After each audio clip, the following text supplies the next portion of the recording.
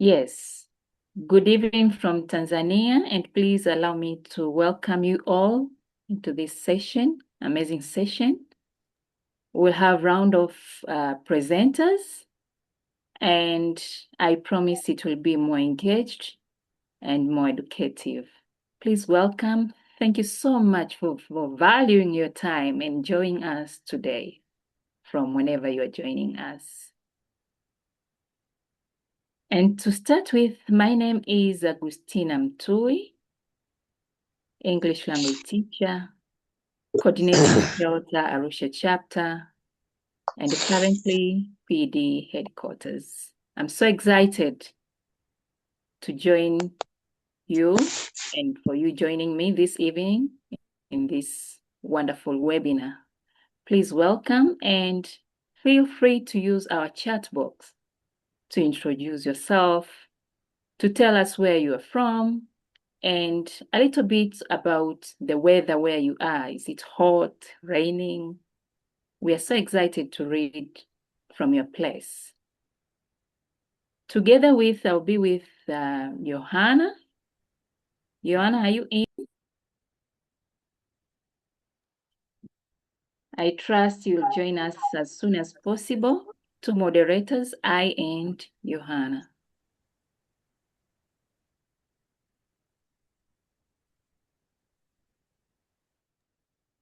To start with, I would love to welcome our dearest presenters for tonight. We have William. William, are you around? And we have Irene Chahe. I also trust she's around. I'm around. Thank you so much. And our webinar title today is The Spark of Success. Let us reawaken our ELT proposal writing, slides, and presentation skills. We are all educators and we have been doing this regularly sometimes, yes, trying through trial and error, and we do all understand that learning is endless. And therefore, today, we add more skills. We unfed some issues that might be counted as problem whenever we are writing proposal. Perhaps you have received a rejection of your proposal. Perhaps you don't know how to prepare engageable slides. Perhaps you want to reawaken your presentation skills. And this webinar today is going to reawaken all those skills and make us more engaged in our ELT conferences, trainings, workshops, and do it more and more and make it more wonderful. That's why we have used the word spark. And for now, we would start with our first presenter. I would love to welcome Willy, all the way from Mbeya. Willy Mhagama is an assistant lecturer at Mbeya University of Science and Technology. And he is a researcher who focuses on early childhood education and innovative teaching practices and has presented at multiple local and international conferences.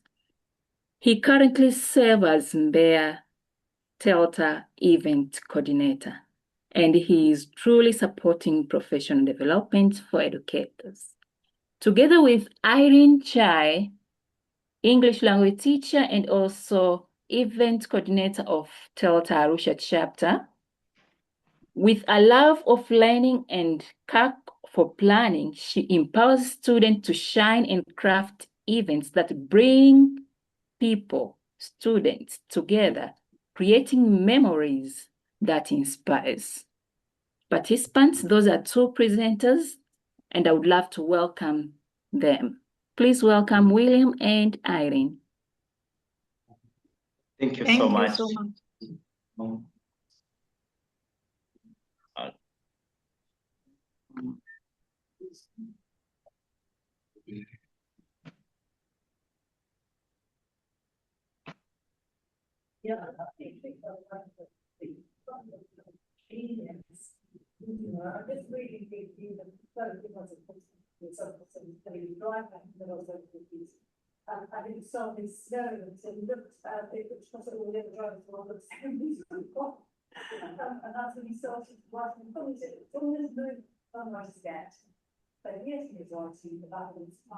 Hello.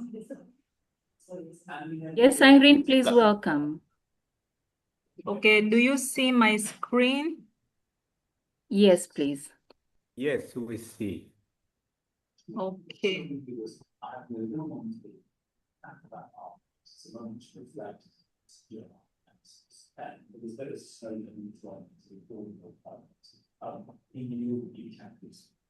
Yes, I'm just sharing few minutes. Mhm.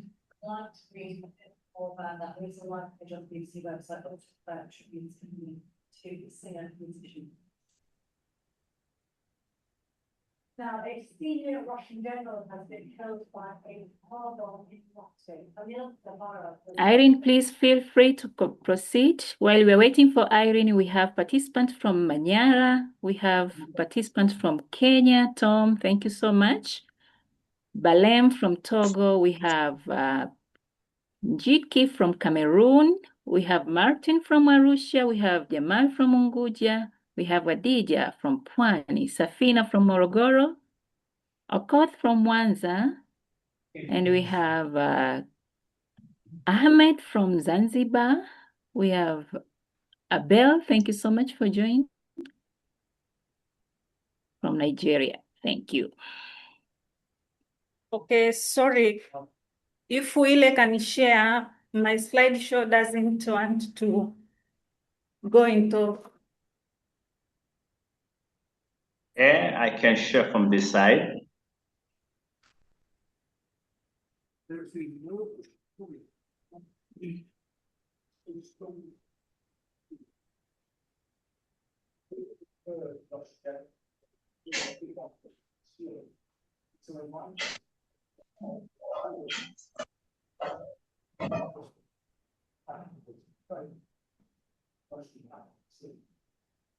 Last December, Russian General Yasmina killed by a bomb sealed in an electric jam outside his brother Max in Moscow.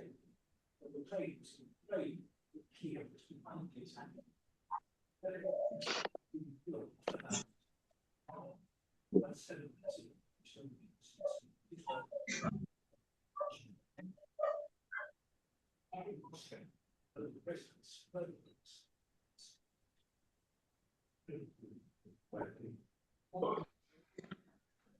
Hello? Okay. Oh, hello. Hello, can you see my screen?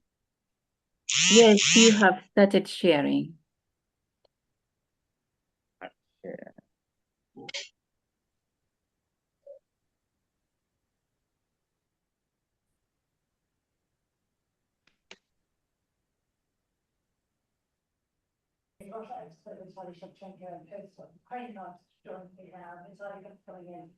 How likely is it that this was Ukraine plans? Very likely. In the past, as Steve just said, this is the third Russian general killed in an explosion in Moscow in the past 12 months. In the past, Ukraine never Willy. officially went. Hello, Tina. Yes, please. Can you see my screen? Not yet. Still coming. Can I try on my side? It's clear. Okay. You share from your side. It's a demonstration of capability. It's helping the intimidation tactic, if you like, and also President Volodymyr Zelensky keeps saying that Ukraine is trying to take war back to Russia. And tell us more about this particular gentleman. He was 65 years old. What they were like in just that he was involved in Russian military campaign in Syria in the past. Before that, in Chechnya, at the time of his killing, he was senior commander involved. Sorry, Irene, can you stop sharing and start over again? Okay. Tina? Okay. Great. Okay, let me start again. I trust you can see my screen Okay, now. Tina is helping you to. Irene, can you switch off your video, please? I hope you can see my screen now. Yes. Yes, we can see your screen, madam. Yes, against Ukraine. The Ukrainians are very careful, as I said before, they're really careful not to disclose. Please proceed. Okay. Thank you very much. Good evening, everyone. My name is Willy Mhagama. I will be guiding you through today's sessions on crafting a successful conference proposals. Crafting successful conference proposals. First of all, I would like to thank you everybody for taking your time to join these sessions on crafting successful conference proposal. Together with me will be with Madam Irene, sharing on crafting successful conference proposals. There are different kinds of proposals. There are academic proposals, there are conference proposals, there are grant proposals, but the focus of today's presentations, today's sessions is on conference proposal. By a proposal is a suggestion. Is a suggestions on a plan. It can be a suggestions on how a particular fund will be spent. Now, coming to what we call conference proposal, it will be my pleasure to get some definitions from participants on how we can define conference proposals, because there are proposals of different kinds, but today's focus is on conference proposal. What might be the possible way we can tell or we can talk of conference proposal? Kindly write in the chat box on different ways you can define conference proposal.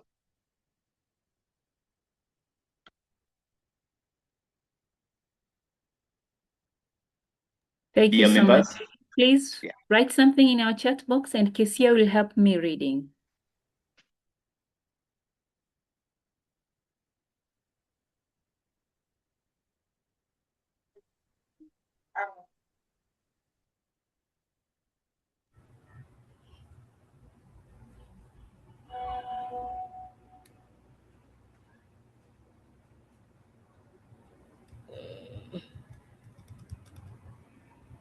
Okay, Tina, can you allow other participants to unmute? Maybe they can just interact.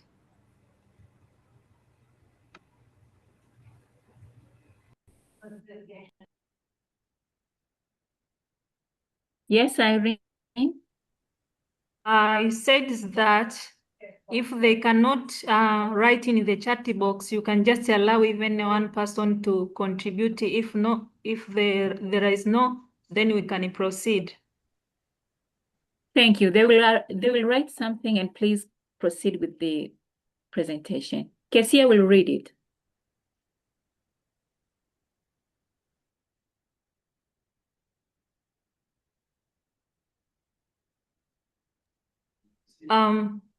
When we are talking about the conference proposal, especially in ELT, we are talking about the proposal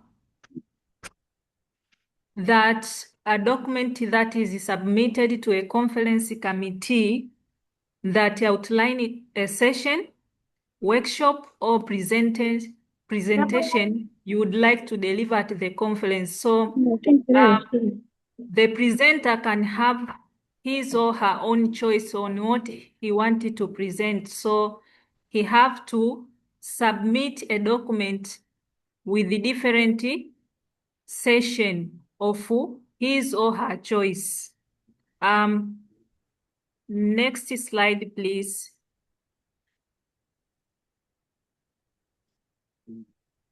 Okay. We have different types of session in ELT conferences. A presenter can select a session of his choice. For example, you can select a workshop to do in your presentation. When you are talking about the workshop, when you select the interactive and hands-on learning that the audience are going to interact during your presentation. And your workshop should be engageful and build the skills of those audience who are going to attend your presentation.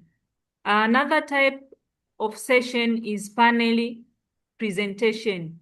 Panel presentation is when the expert discuss a topic and there could be a question and answer, diverse perspective, whereby someone is leading and the other are contributing in the panel discussion.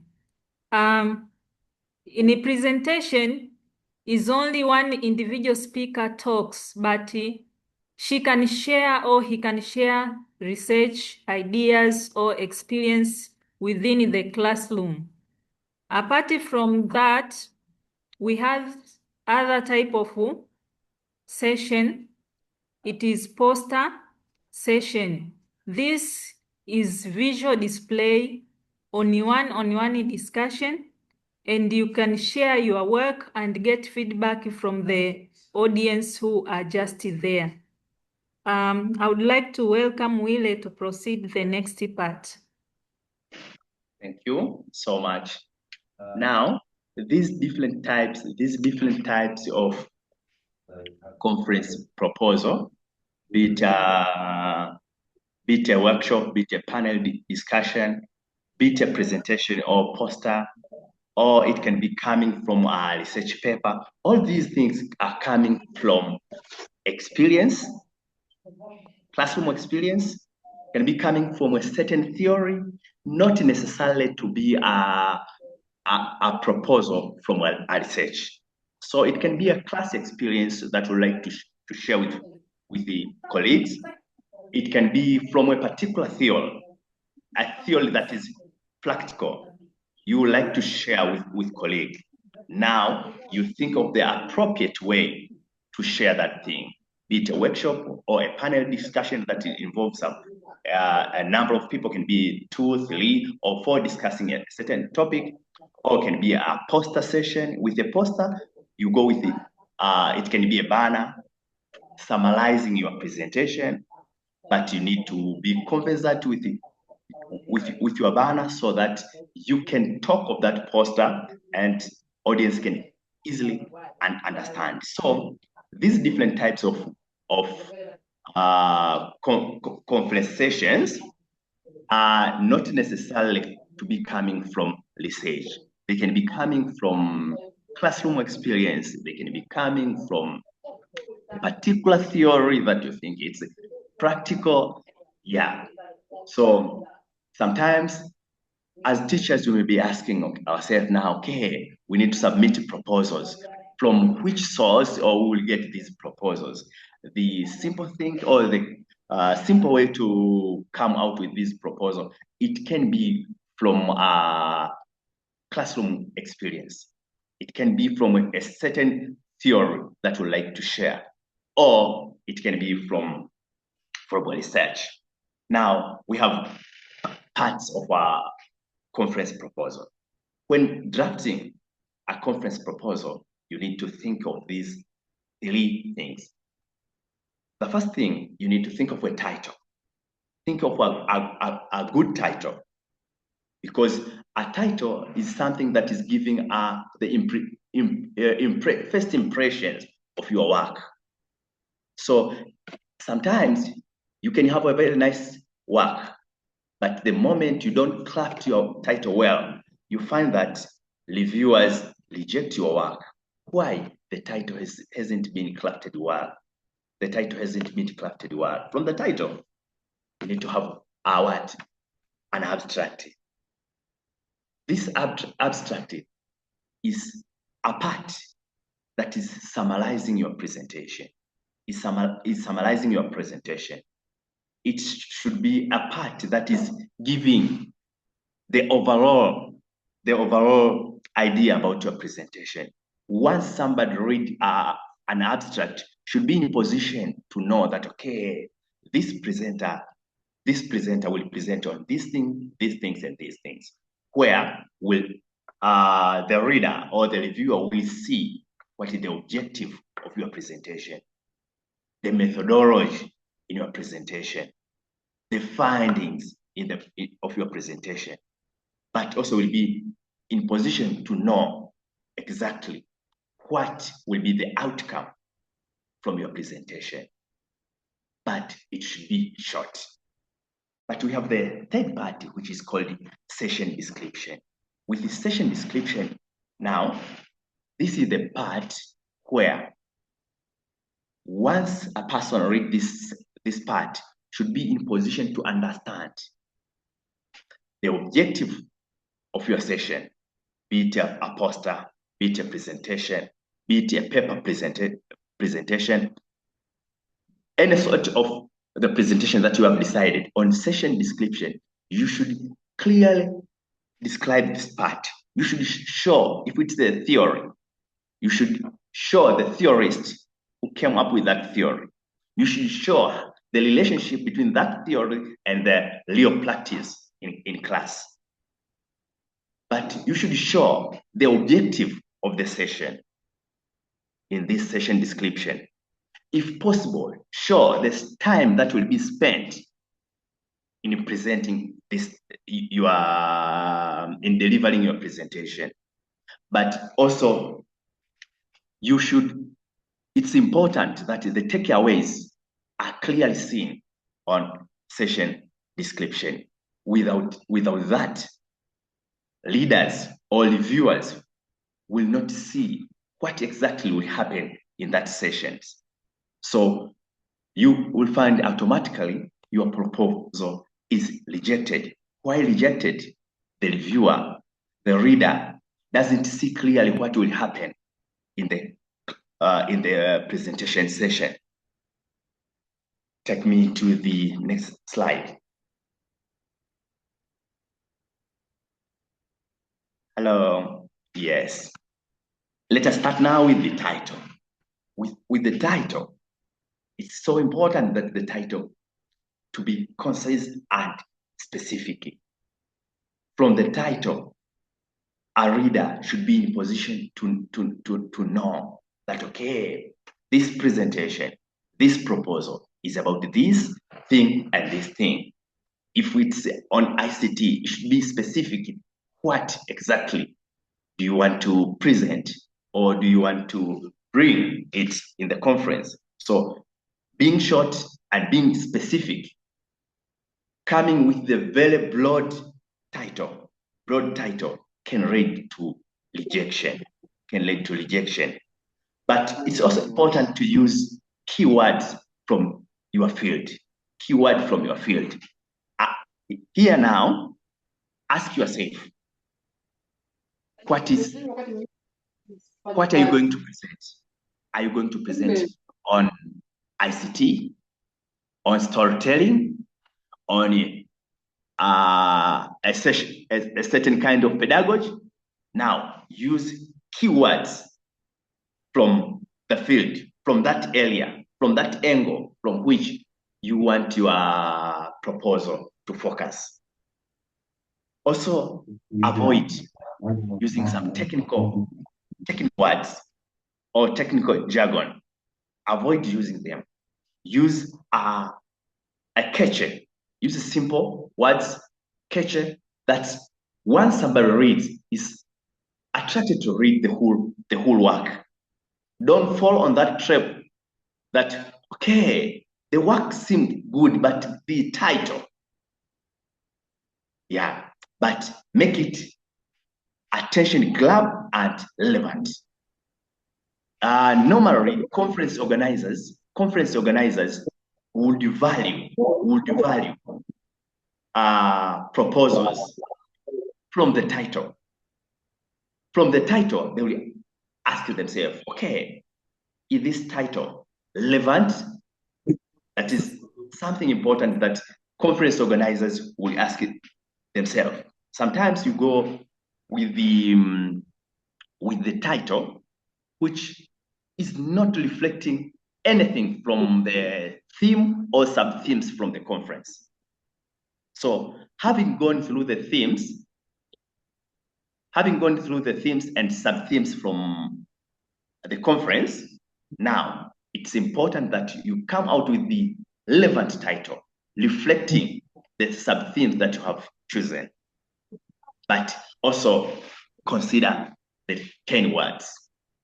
Don't make it too long. Normally, even via the guideline, you will see that, okay, the number of words for the title are limited. So having very long title is not okay when preparing research proposal. Over to you, Madam Irene.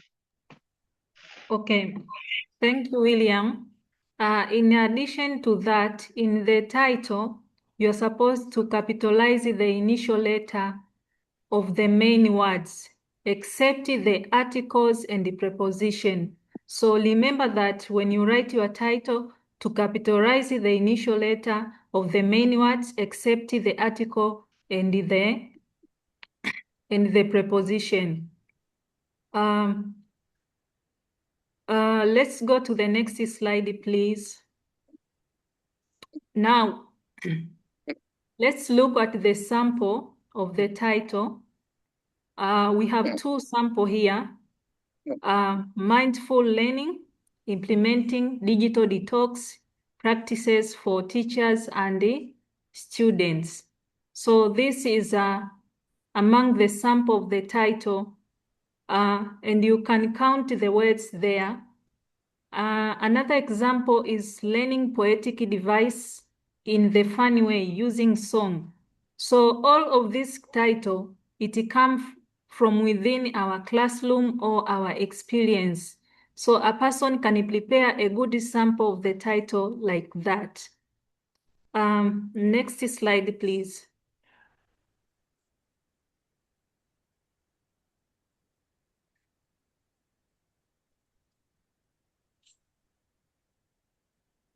Okay, so now we come to the abstract.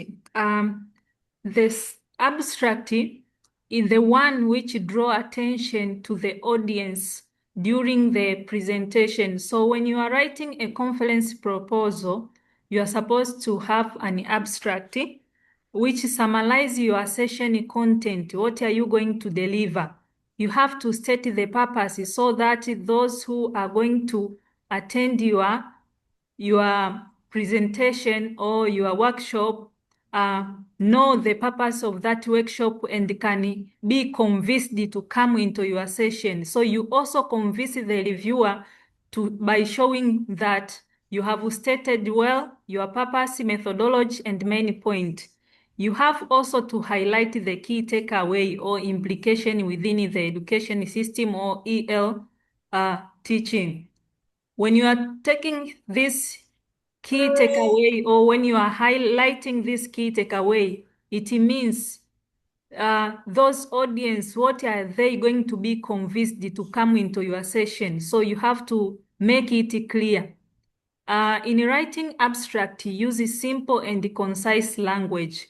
Here we use the simple present tense to show your abstract, what are you going to use?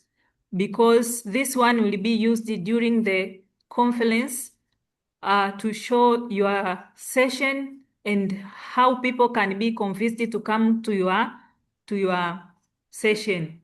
Apart from that, abstract should stand alone in quality. It should have a good quality to convince. It's like when you go to the market, you see the things which attract your eyes, and you say, I'm going to select here, or I'm going to buy this tomato, I'm going to buy this one. If your abstract is not it is not catchy or grab attention to the audience or the reviewer, it means that even people will not attend your session. So you have to be careful when writing abstract.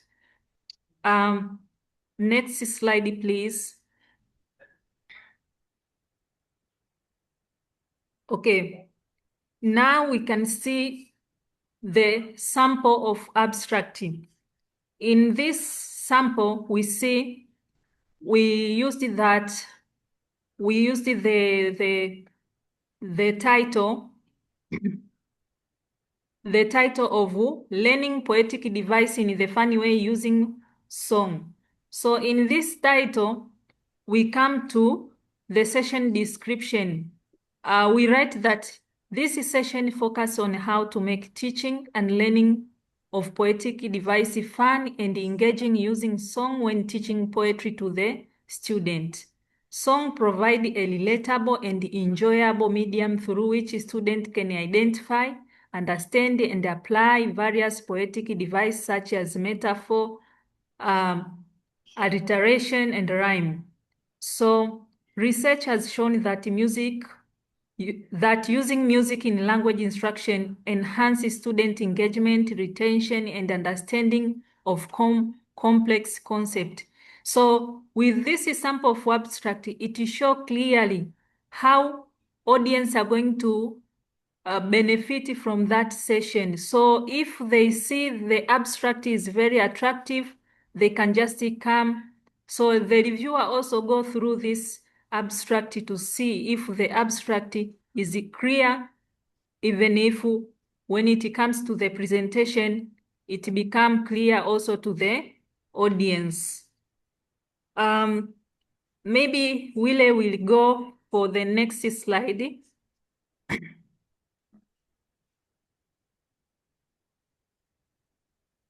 Okay, now we move to what we call session description. As we said earlier, that in this part of session description is a part where a reader need to understand, need to see the way your session will be audience-focused session, The reader need to see whether the session, how clear will the session be. The leader also need to see what will be the takeaways, the outcome of your session. Let us see this example. This example is still focusing on learning poetic device the funny way using song. That teaching poetry can sometimes feel intimidating for students, especially when they engage to understand poetic devices. This session, titled Learning Poetic Devices the Funny Way Using Song, introduces a creative approach where songs are used to teach poetic devices in a fun and interactive way. Songs with their rhythm, melody, and lyric are familiar to students and can serve as a powerful tool to demystify the learning of poetry. But still now you see the second paragraph. Research supports the use of songs as an effective medium for teaching language concepts, including poetic devices. Songs are memorable and engaging, which make them ideal for reinforcing linguistic patterns and features. According to this, now here you need to bring scholars to show that, okay, what you are going to present is not coming from somewhere, no, it's coming from scholars. It's supported either by theory or by some scholars. You bring some scholars who are cementing on learning poet device, the funny using songs. Without bringing scholars or theory, it will look as if you are bringing stories on this part of session description. But on this part of session description, conference organizers are interested to see that, okay, this session is not just a mere session, rather it's supported either by theory or by some scholars. So by looking on it, you see some scholars. For example, you see Mora in 2000, you see Rake in 2016. Very important that some theory or scholars appear on this part of session description. Don't just bring us paragraphs without a supporting theory or supporting scholars talking about the issue that you would like to share. Take me to the next slide.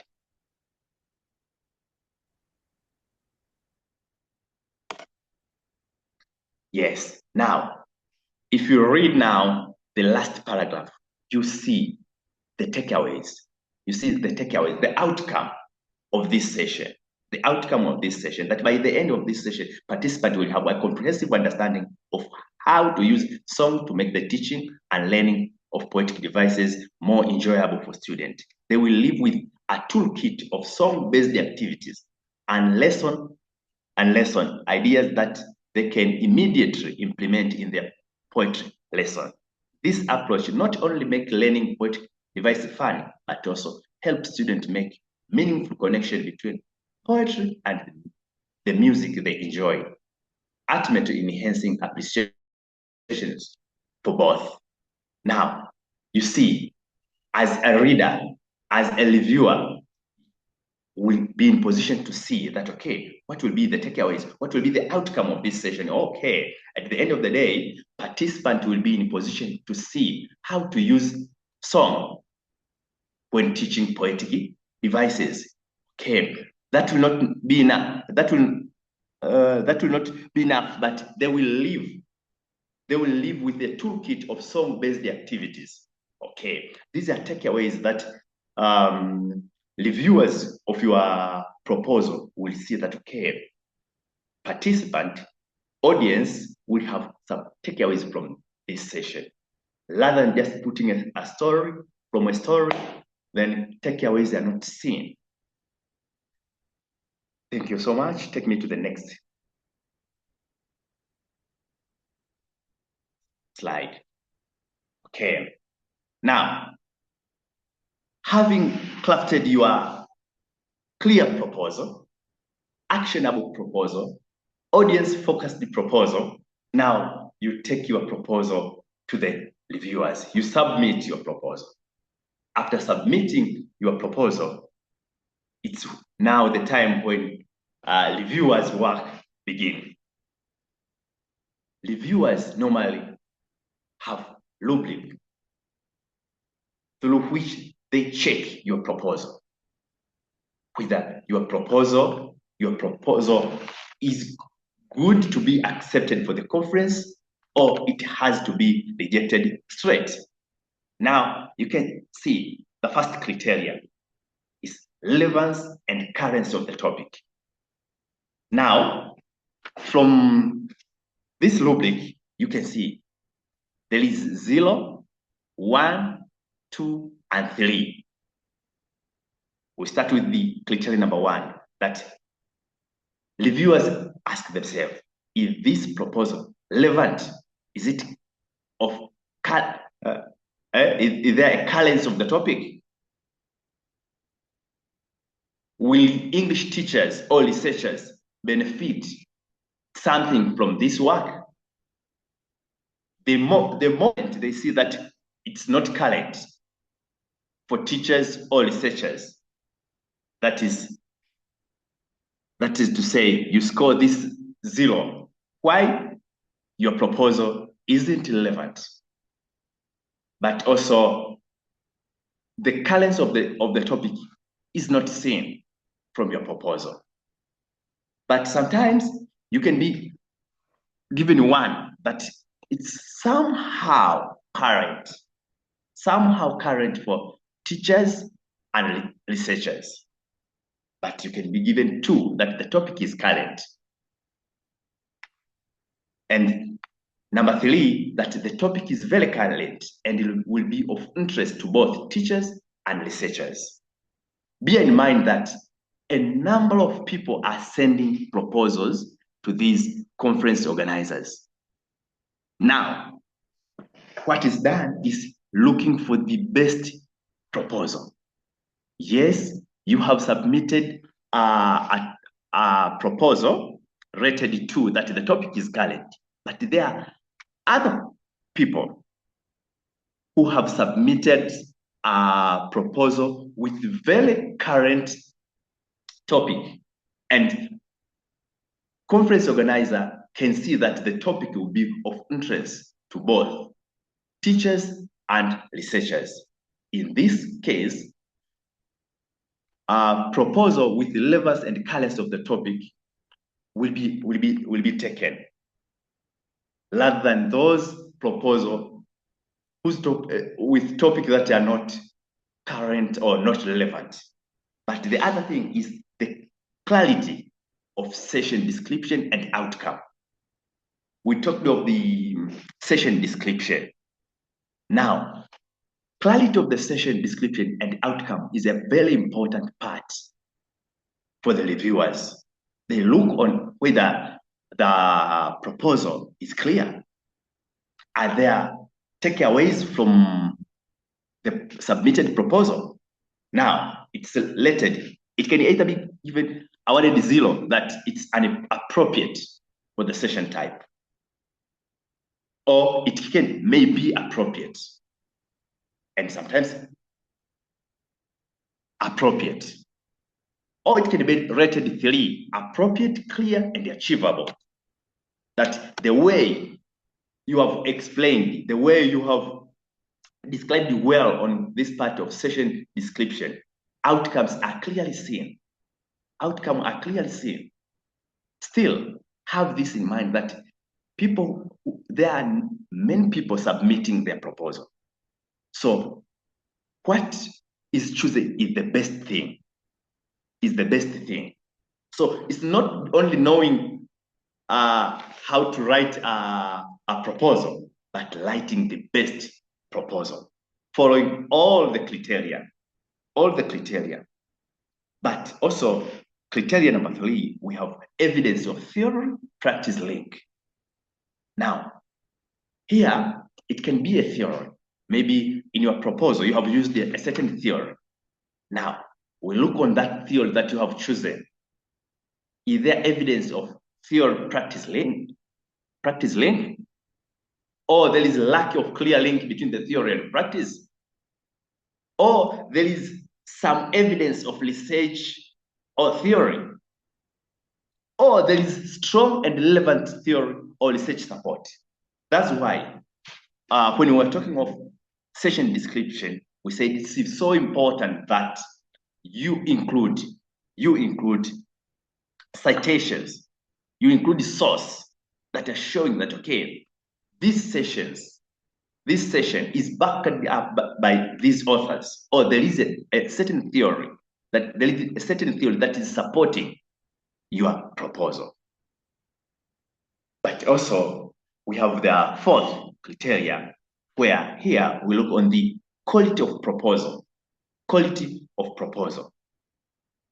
Now, here we look on the language used suggests that the presentation may be good. The way you write your proposal, a reader can see whether the way you have written, whether the proposal or the presentation will be good or not good. Because the work doesn't end with the writing proposal, but it ends with the presentation. So we can see the presentation through your proposal. The question we ask our reviewers ask themselves is that, okay, from this description, will the sessions be good or not good? So you see that will be rated depending on the way you have crafted your proposal. So it can be the language used suggests that the presentation may be good, or the language used suggests that the presentation is somehow good.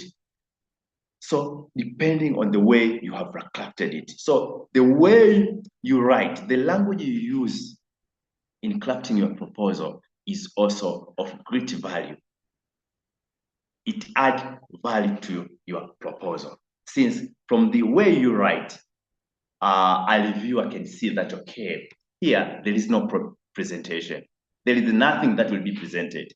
Or even if there is something that will be presented, but the presentation will not be good,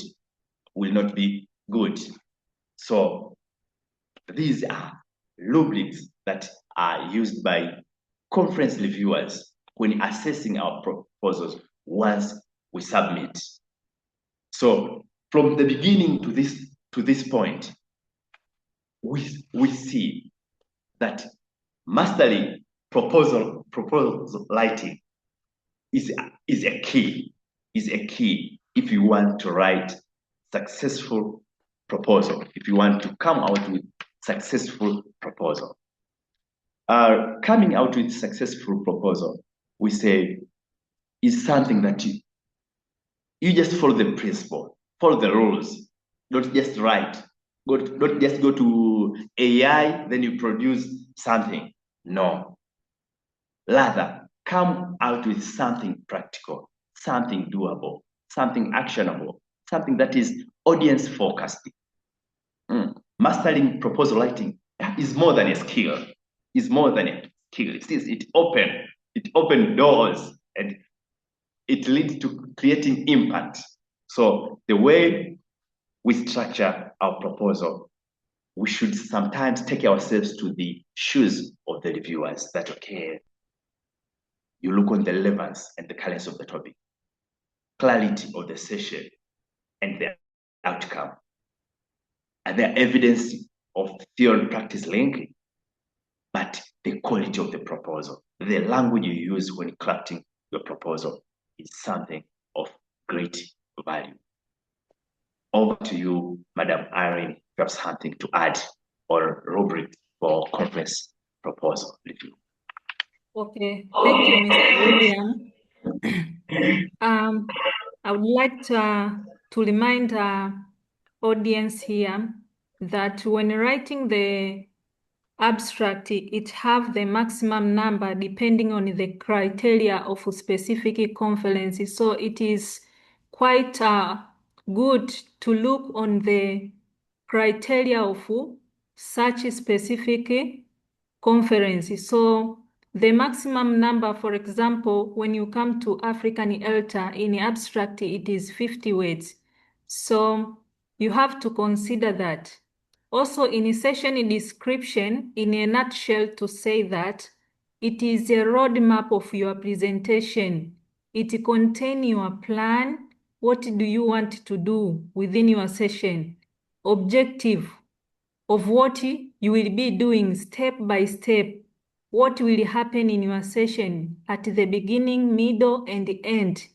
And also, what will the audience be doing in your session, interactive activities? So the reviewer should have a clear picture on how you are going to achieve your proposal. And also in literature review, when you are talking about literature review, Mr. William was talking about the theory and other things. So you see the analysis of existing research on topic, the overview of the study. You can just find the purpose. What is the purpose of this study? Maybe is it to identify the gaps, to show the trends of teaching, and the context for your work. It also shows how you understand your field. Example, English language field. So it shows that you know well your field. So this is what we can just say in creating a successful presentation. But in a session description, it also have a maximum number of words. It depends on the criteria of the conference.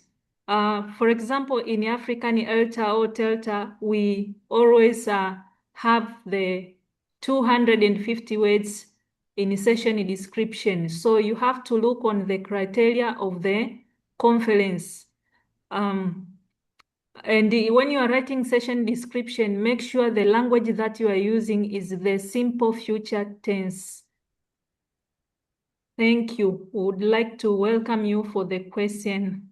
If you have comment. Okay, maybe Okoth is asking for the clarifications of criteria number 1 and number 2. The criteria number 1 is talking of relevance and colors of the topic. Now, with this criteria, the focus is on the conference theme and sub-theme. It's important that to go through the conference themes and sub-theme, and you ask yourself, your proposal or your title is falling under which theme? That's so important. So adhering to relevance and currents of the topic, it's important that you go through the sub-themes from the conference. You go through the sub-themes, then you ask yourself that, okay, your proposal, your title will be under which sub-theme. Don't just write a proposal that, okay, I have this idea, you write, while it's not matching the conference theme. By just writing without adhering to conference themes and sub-theme, you'll find that yourself falling under this trap of writing irrelevant topic, or you are writing something that isn't current. But on this part of clarity of the session description and outcome, now this is a very important part to the reviewers. Reviewers would like to see something practicable, something doable. Would like to get a good presentation. How will they see a good presentation from your proposal? They will see a good presentation from your proposal via session description. The way you describe your session, the way you show how participants will be involved in your presentation. If it's a workshop, now, from what do we expect from a workshop? From a workshop, we expect to see people doing. We expect to see people being involved in that session. Now, if you have chosen that my session is a workshop, but in session description, a workshop is not seen, we say, okay, this proposal is not appropriate for a workshop session. Why? Because we expect from our workshop to see hands-on issues, but we don't see them. We would like to see people involved, participants being involved in a session. But from the description, the involvement of the audience is not seen. Still, you will fall under this trip that, okay, the title is good, but the clarity, the session description isn't clear, isn't appropriate. So these are 2 criteria with which you need to ask yourselves some questions. On the relevance and colors, you check on the conference sub-themes. But on this part of clarity of the session, ask yourself, which exactly sessions are you going to present? Is it a storytelling session? Is it a paper presentation session? Is it a poster presentation? Now, you ask yourself, so that the session you choose matches.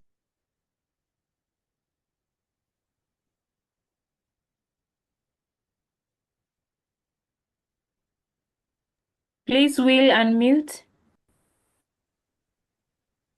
Thank you.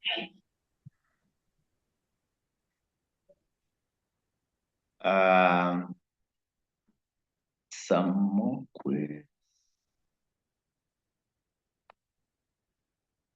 Madam Tina? Yes, please, we can hear you now.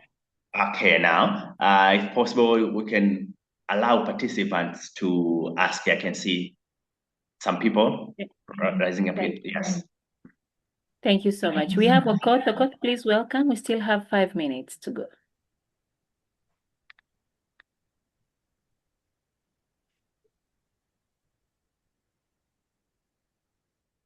Okoth, please. Okay, maybe I can read the question from Okoth. He said that I'm curious whether citations are included in the session description and whether they count against the required word counts. Actually, what I know. Willy, do you want to answer it? Yes, I can respond to that. Okay. Citations should be seen on session description. They are giving evidence of the use of theory. They are giving evidence of the backup from authors on what you are presenting. Without citations, it will be like just a story, a certain story that you have picked from somewhere and you have pasted it there. But with theory, with citations since on session description, they are evidence that, okay, this proposal has evidence from theory or from other experts. So, and they count on the word counts, they count. For example, if the session has 200 words, so the use of citations also will be considered as part and parcel of the word count. Oh, thank you very much, Mhagama. Tina, sorry, I couldn't find my unmute button, but I found it. Can I go on and ask a follow-up question? Yes, you are welcome. Oh, thank you. Could you please bring the slide on the rubrics? Madam Tina? Hello, okay, Madam. While she's bringing it up, I was so much curious about criteria number 1 and criteria number 2 in the rubrics. Suppose that I am a reviewer and I've been given these rubrics to make a review. And how do I determine, okay, yes, it should be relevant to the theme, but currency, how do I measure that it is current? And how do I measure the degree? Because somehow current, how do I measure that? That is somehow current, the top, or is very current. How do I measure that? Like if you look at criteria number 3 and 4, there are explanations that can help a reviewer know what he or she is looking for. But if you look at number 2 and 1, there's nothing that is given like this is what the reviewer has to look for. So I know that's the only thing that I wanted to know, that okay, I have your session description, your abstract, I have the rubrics. So what am I looking for? So that's what I wanted to know. Like if you look at number 3 and 4, there are clear and explicit explanations on what I should look for. Thank you. Okay, thank you so much. Maybe I start with the criteria number 2, which is looking on the clarity of the session description and outcome. Now, here on the clarity of session description and the outcome, the reviewer exactly will go through your proposal. After going through your proposal, we'll be looking on whether what will be seen in your presentation is clearly seen from the way you have described your session. There is a moment you find that you have written it well, but what exactly will be seen in your presentation is not seen in your session description.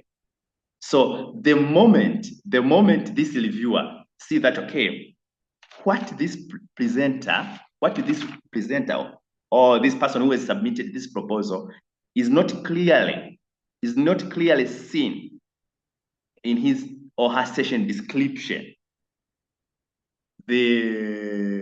what comes in mind is that the presentation will not be achievable. Why? Because the way the writer or the person who has crafted the proposal has described the session is not clear, is not appropriate, is not achievable. Is not achievable. Outcomes are not seen because we expect that from a session,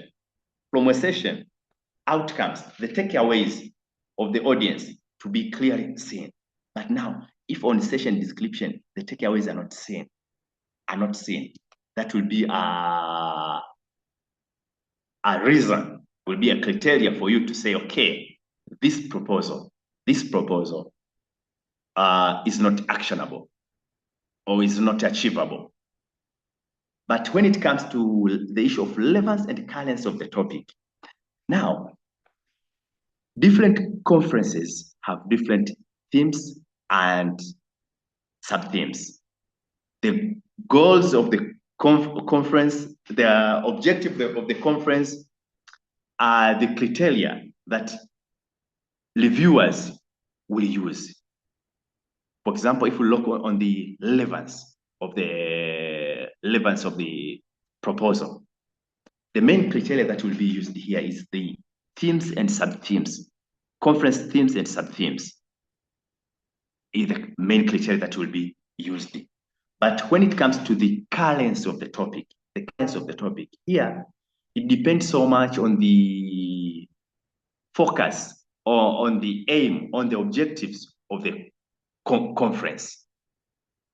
The objective of the conference are the one that will define this, what we call currency of the topic, because what will be referred as current in this conference may sometimes not be referred as current in the other conference. So depending on the conference objectives, conference themes, this will automatically define the relevance and currency of the topic.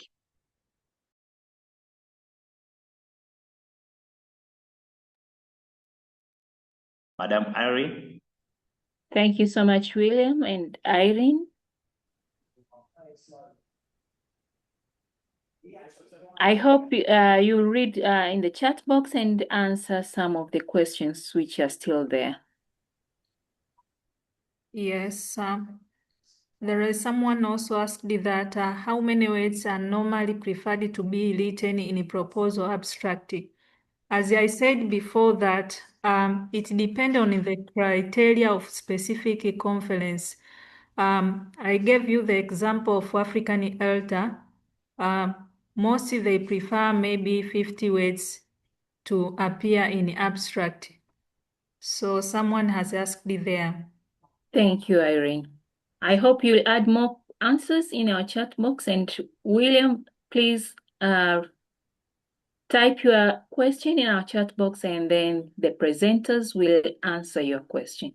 Thank you so much. And that was Irene and William. Again, good evening and thank you so much for keep joining. And we would love to call the next presenter, Godfrey. Yes. Yes. Again, here we have Godfrey, and he's going to present tonight. Godfrey, are you ready? And please say hi while I'm introducing you. Just say hi, everyone. Good Yes. evening, everyone. Thank you, Godfrey. And that is Godfrey. Godfrey is accompanied with his friends across Egypt and Dominican Republic, and I will remember the other country. Thank you so much for joining Godfrey this evening.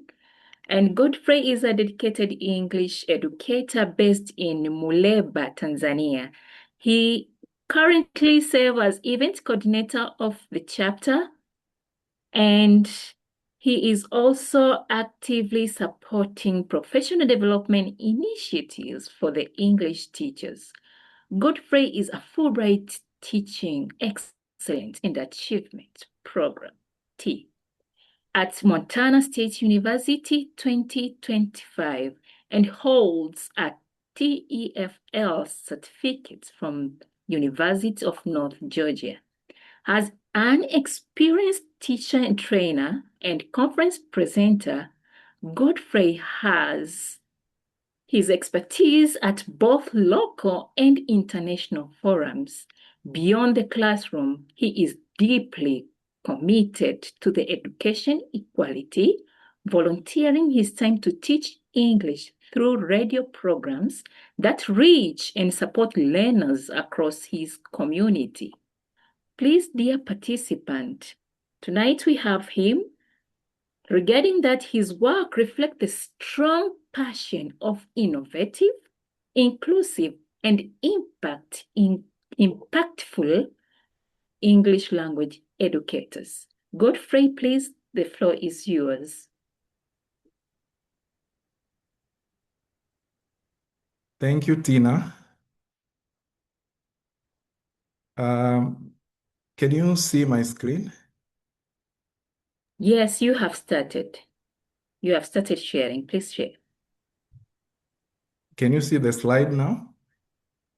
Please open.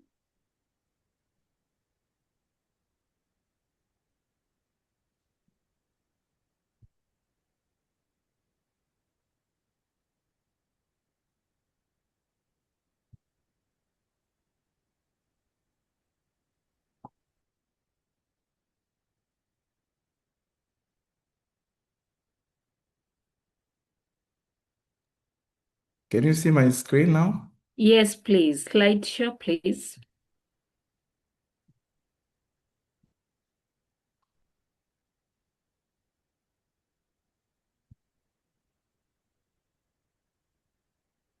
We can see them, and please proceed.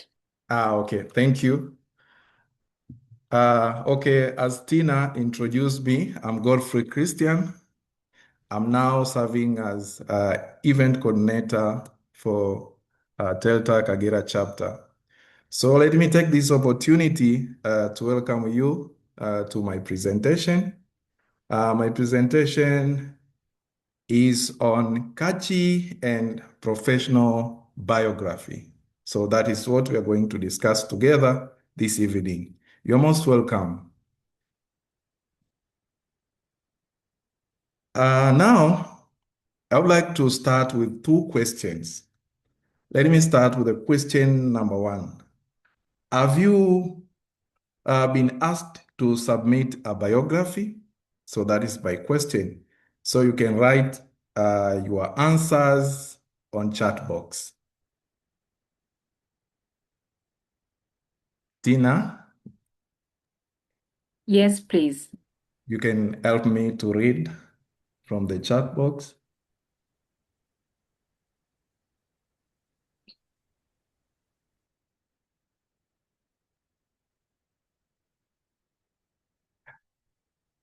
Okay, now let us go to question number two. Question number two, this is now if you have been asked about to submit the biography, so the question comes, what is biography? So now take time, take 1 minute to write your answers on chat box. And Tina will help us to read from that side. We have a lot of yes, we have one no, and somebody saying the deadline is tomorrow. I don't know the deadline for what. And then we have a lot of yes here, Godfrey. I think you can proceed and then we'll read more once they come out. Okay, thank you. So while we are waiting for the answers for the second question, now allow me to proceed. Yeah, some few seconds, please. We have Zeno says biography is a person's information written by such a respective person. Then a short description about me, capturing academic and work experience related to the context. Media says the summary of me. Thank you so much. And please, Godfrey, proceed. Okay, thank you very much for your response. Okay, now we are going to discuss about biography. Now let us look the origin of the word biography. So the word biography comes from the word biographia. These are two words, so we can say that is a compound noun. So we have bios means life, then we have graphia means writing. So when you combine those words, you get the word biographia, that's a Latin word. So in English, we call it biography. So that is the origin of the word biography. So when you talk about biography, it means talk about life and writings. So let us see the next slide. So in short, we have different ways that we can define biography. So in short, this is the detailed description of a person's life, and it should be in writings. So a person's life should be written. That's why we have seen the meaning of graphia. So in short, that is how we can define biography. As I said, we have many definitions when it comes to biography. But another thing that I would like to talk, we have several types of biography. But this evening, I would like to talk about these three types of biography. The first one is short bios or biography. So we have kind of biography which is too short. We have even one sentence can be a biography. We have even two sentences can be a biography. So it's depend to where are you going to use that biography, or where are you going to post that biography. Later we talk about the first session was about proposal writing. And you all know that if you are writing a proposal, there is a session when you are applying, you have to write your biography. So later we'll talk about that sort of worry.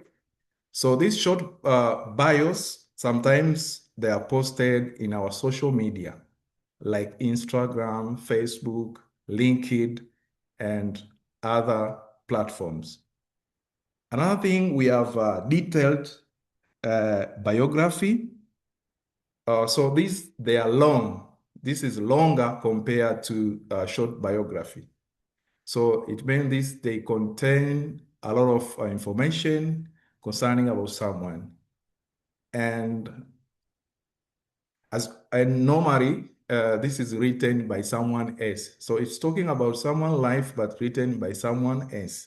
And we have even books which have this kind of detailed biographies.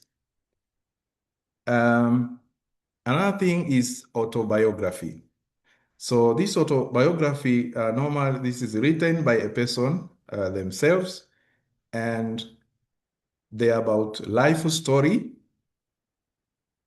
And we have examples of autobiography, like there is a book called Long Walk to Freedom.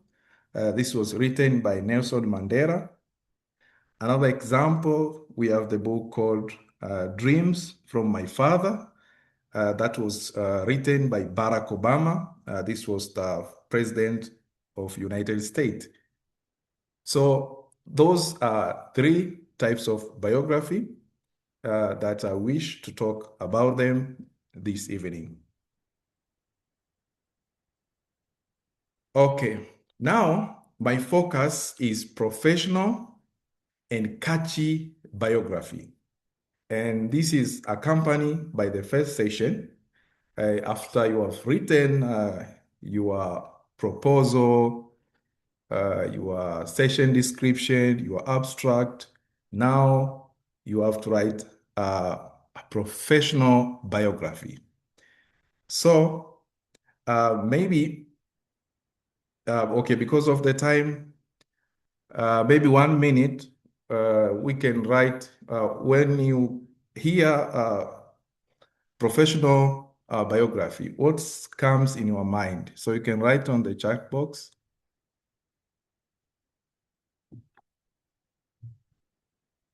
And maybe what is the difference between biography as biography, normal biography, and professional biography? Maybe I can put that.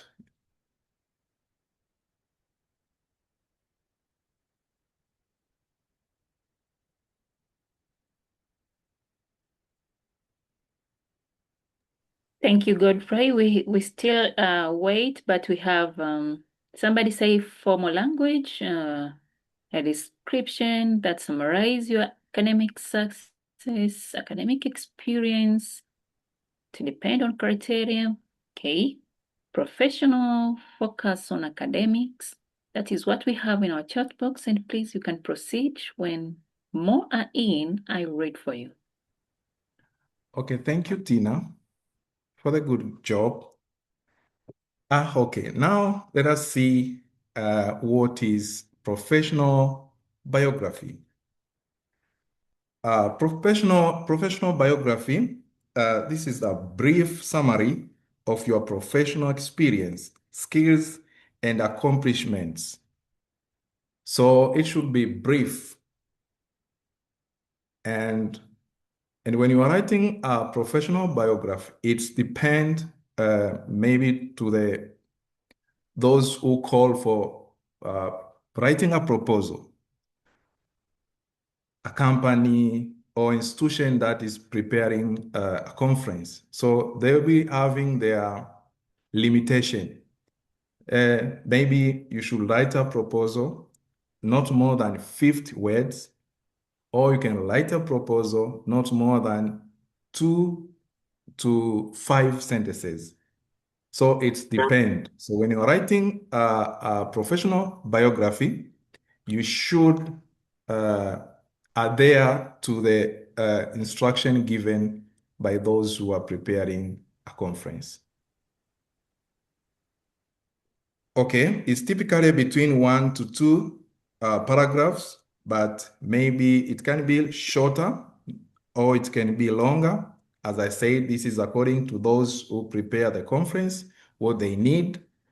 And remember, when you are writing a biography will be published to the conference book. So that's why they put limitation of words. That is the reason why they put limitation of the words.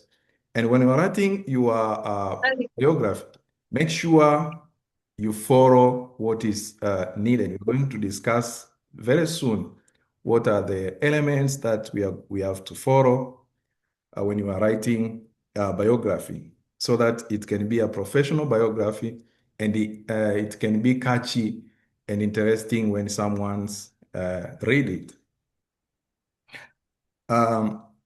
The bio may include a statement of professional values, education history, and personal details such as hobbies or other interests.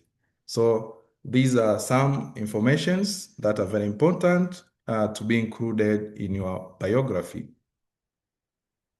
So now let us see elements of a professional biography. So if you want to write a professional biography, number 1, you should write your name. And the name that you are going to write, make sure is the name that you use in your academic certificate. It's appropriate name. It's an official name. So number 1 is name. Number 2, most relevant professional experience, professional title, or professional objectives. So that is number 2. If you want to write a professional biography, so that number 2 is very important to consider before writing. Number 3, you have to state your current position. This includes your job description, not necessary, but it's very important. And primary responsibilities. Number 4, professional background. So you should include your professional background, including previous job titles. So if you have titles that you had before, it's better to include them in your biography. Number 6, you have to include professional accomplishment, including relevant awards, achievements, or any publications. So if you have a publications, it's better to include in your biography. Then, another thing which is very important to consider before writing a professional biography, you have to include professional skills. Another thing is education history. It's very important. If you have a degree, if you have a certificate, if you have a diploma, if you have any kind of training that you went, it's important also to include when you are writing a professional biography. The last thing, which also is very important, is personal details. Here, include your hobbies or interest, and sometimes it's better to include family information, your family, and it's better to state where are you staying. So these are very important elements when you want to write a professional biography. Another thing that I would like also to comment here before I move on, we normally know that biography is writings, a person's life written by someone else. We normally call that because of normally biography use third person, like he, she. So when you are writing a professional biography, maybe to present, to accompany with your proposal, it means that no one else will come to write for you. So even biography, you will write you, but make sure when you are writing your professional biography, include a third person. So you can use he or she, or you can use they if there is necessary of using that. So don't use I.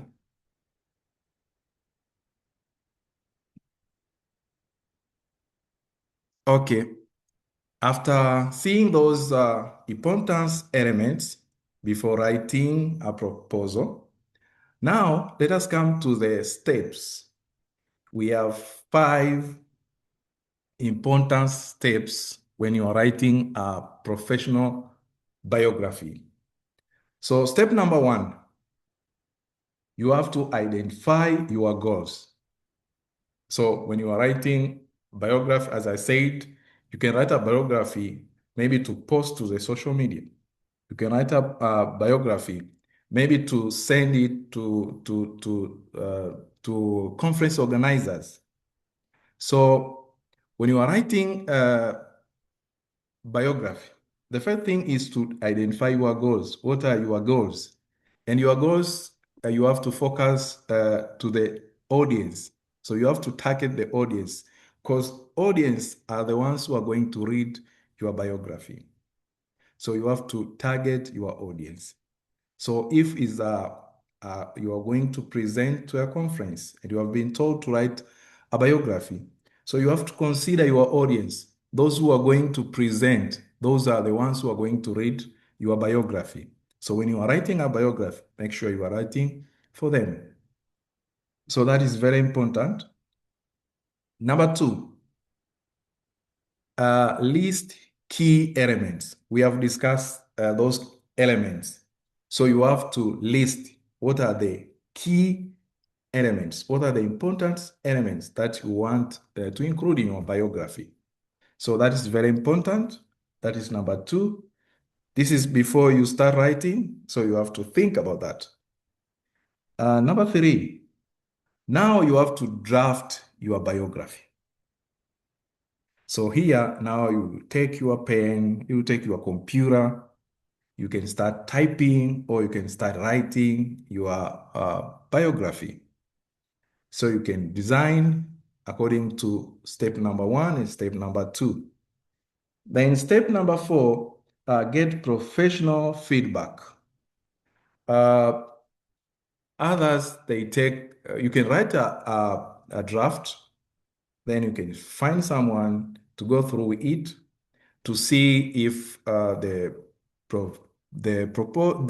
biography that you are writing is a really professional one. So that is very important. So you can get the feedback before you finish your writing your biography.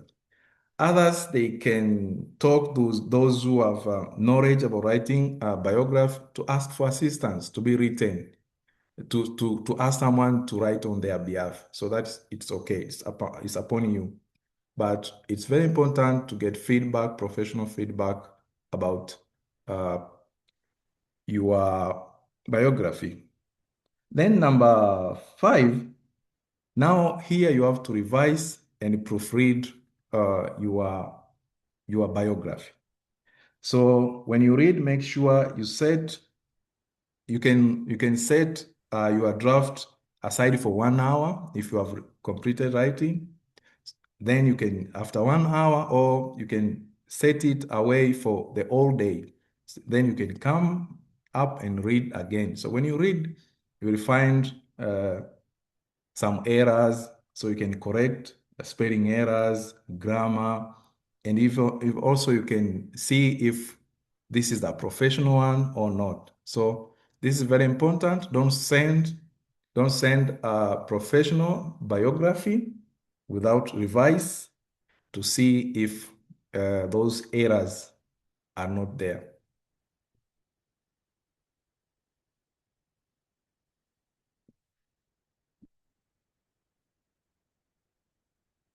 Okay, another thing that is very now important is common mistake to avoid. One of the mistakes that you have to avoid is you have to adhere with the limitation of words from the conference organizer. If they say that you should write 50 words or 100 words, you have to make sure you meet those instructions. Too long or too short. So that is according to, so make sure your biography is not too long, also it's not too short, if you want to send it to the issue of conference. Avoid jargon and technical terms. So it means when someone reads your bio, it's everyone have to understand what your bio is. Lack of clarity. So make sure you focus and its clarity. Also, you have to look for grammatical errors and typos. So make sure you go through. That's why I said you have to go through your biography before you send it.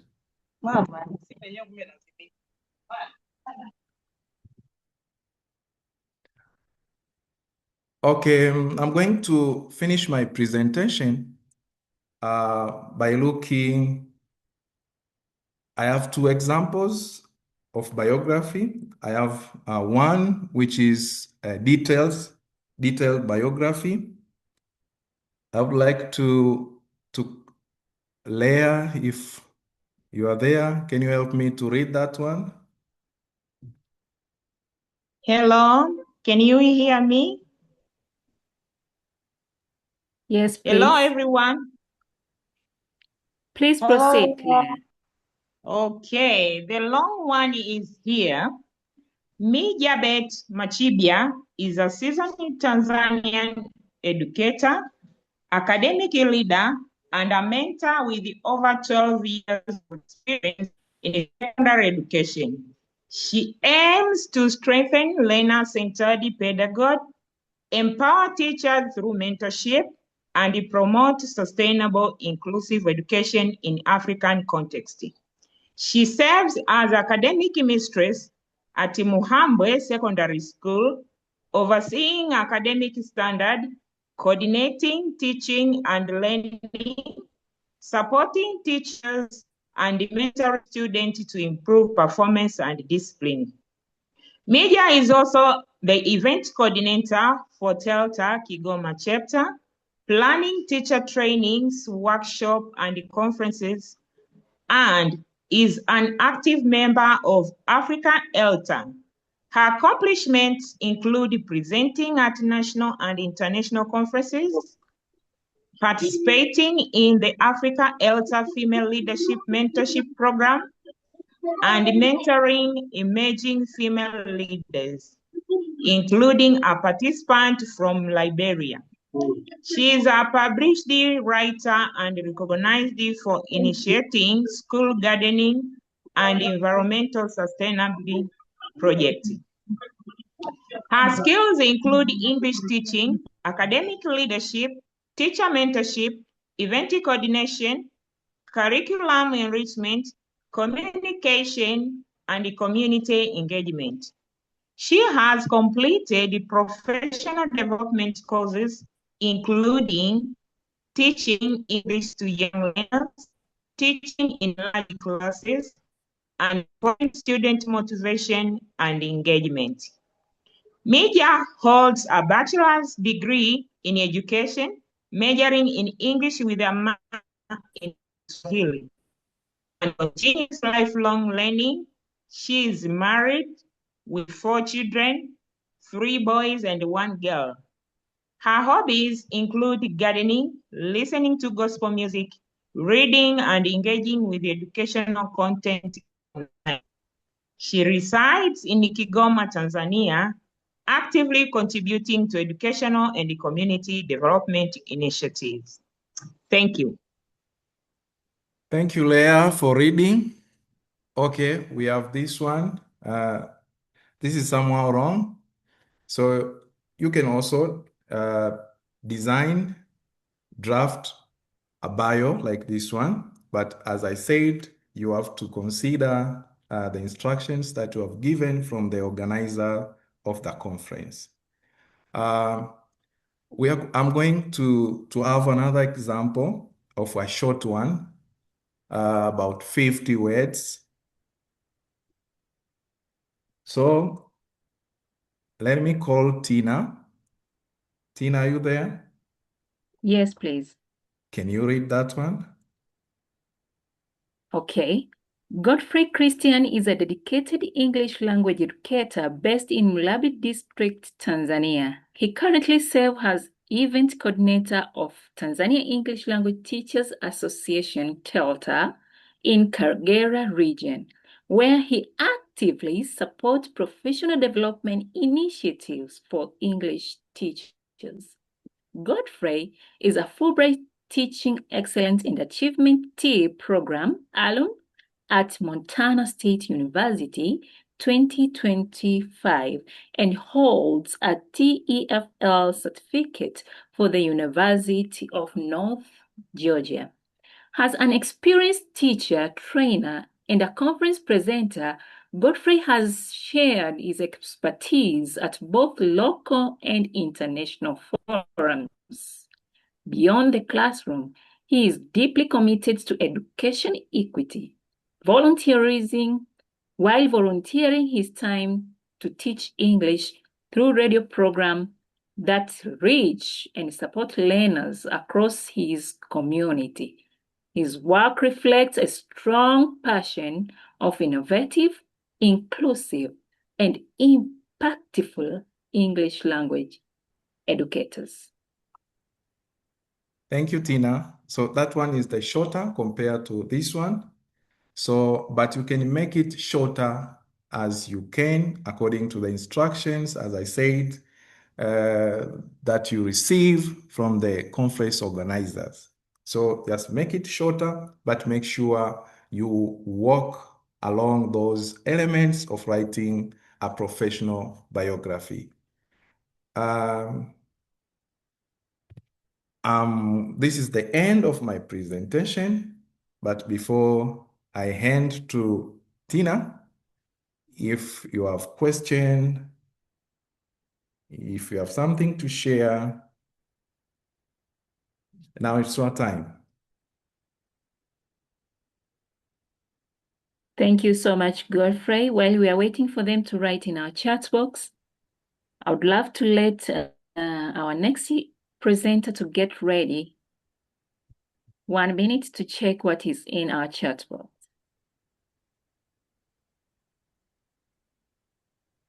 Yasmina, are you there?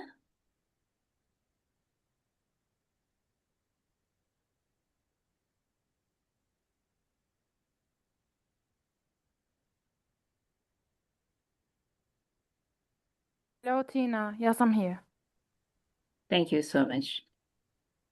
Godfrey, please check in our chat box and have some ABC. There are some people ask for the slides and other questions are still there. Okay.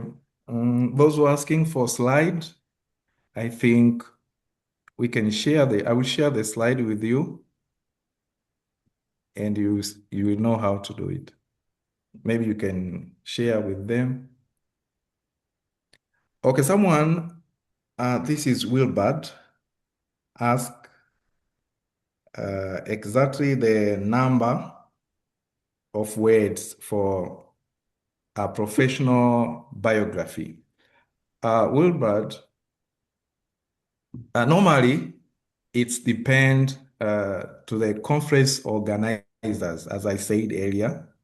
For example, for Africa ELTA, the word limit is 50 words. For ARDEC, I think this is the limitation is 5 sentences. So if you are writing a professional biography and you want to send this to ARDEC, make sure don't go beyond 5 sentences. So this no exactly limitation of words, but this is according to the organizer of the conference. Thank you. Thank you so much, Godfrey. Thank you so much for the presentation. And thank you so much, our dearest participant, for keeping hold on. And now I'd love to introduce our third presenter, Yasmina. Yasmina Ahmed is a teacher leader focusing on quality education and female empowerment. Being an organizational secretary general and research assistant, Yasmina has led some research projects integrating quality education with taking steps toward climate change issues. Through her participation,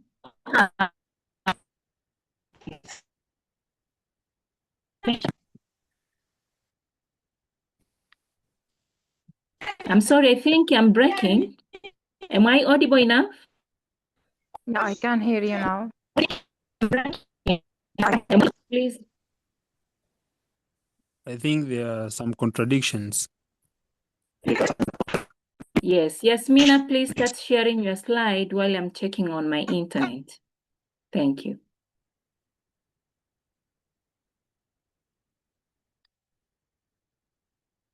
Okay. Hello, everyone. Do you hear me very well? Yes, of course. Yes, we hear you. Right. Loud and clear. Sorry? Okay, let me check on my connection so that I can read Yasmina's bio. Let me check.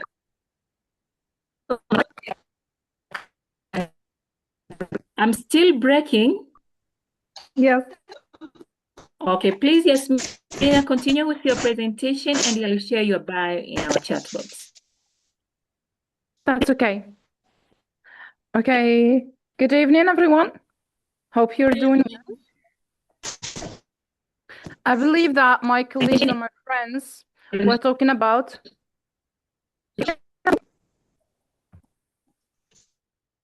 Tina. I think you're audible now. Okay. Like there's some noise here. I think there is background noise. Maybe you can mute everyone so you can Yes, unmute and please. proceed with the presentation.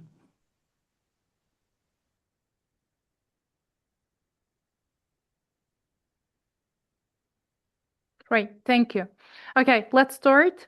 So hope you're doing well. I believe that my colleagues and my friends have started talking about the presentations, but not deep. And the other ones talked about biography. So starting from the scratch, talking about this like crafting your proposal, then going to your bio, then the last one, which is the slides and your presentations that you're going to share with your participants in a conference or a webinar or even in your classroom. Okay, that's great. Let's start, because today we have two models of them. The first one is like an example. We're going to start with it, and how would we fix it to be a complete and compelling presentation. Okay. And the other one, we're talking about the research topics or the research papers that the speaker wants to share with the other audience, but it goes like wrong somehow. So we need to fix these 2 points. We're starting with the first one, and here we have the first one. I believe there's no noise now. You hear me very well? Yes, we can hear you very well. Yes, yes. That's great. Okay, so we're starting with this one. What do you think about it? I need your answers in the chat box. So start with it. Do you think this one is, or does it have one message or main idea, or does it have more than one?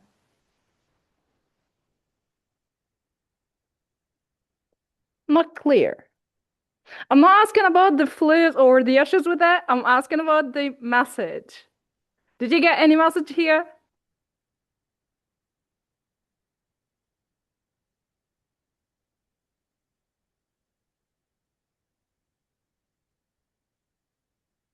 Can't read it.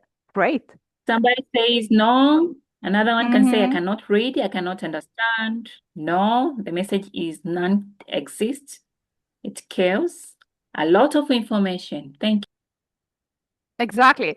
So I believe that it's already 2026 and we still have presenters with this kind of slides. Okay. So if we need to fix it, you see that you got the first flow here. It's not clear. You can't read it.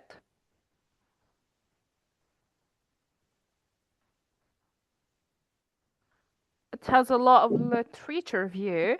Very good. Actually, here it tells about the person, which is an author. I believe some of you know her. Don't you know her?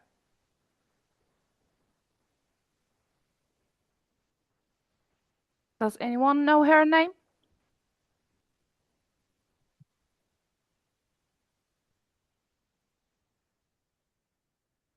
Nope. Tina, I know her. Have you ever heard about Harry Potter before? Oh. Not an actress. She's an author. Yes, exactly. That's her pseudonym name, Alice Globbert. Yeah, of course. Right. Some of you know her. Perfect. So if you're going to present something about her, how would you fix it? Like the first one that we said, we spawned the flaws with this slide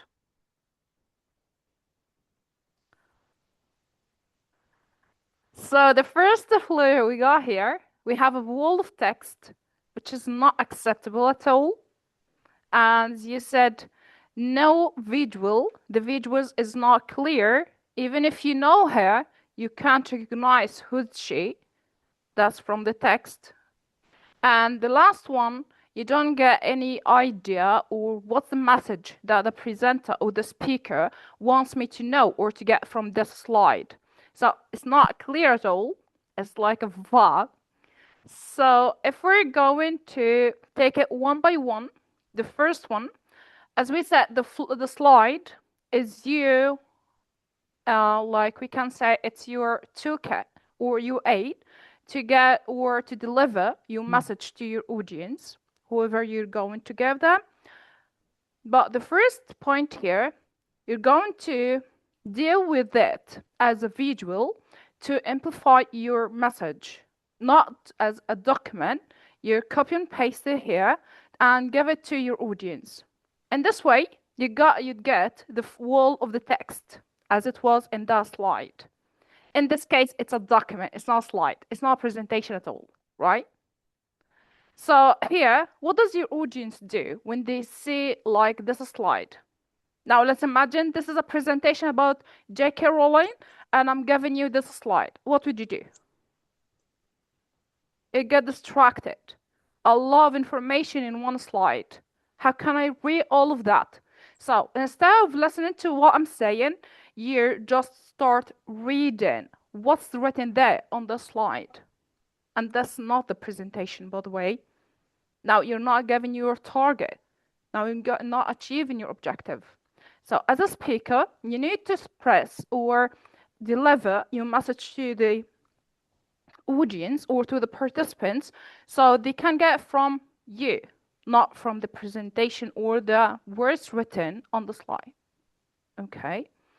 So as a result, your audience or your participants would be distracted and lose their attention or even their interest in the slide itself or the presentation. Okay, so it's like you're blocking them. So that's now you got lost your role as a presenter or as a speaker. The second one, if we're talking about the visuals, we have a problem with that one. The visual here, if we have a picture or a photo of J.K. Rowling, but it's not clear at all.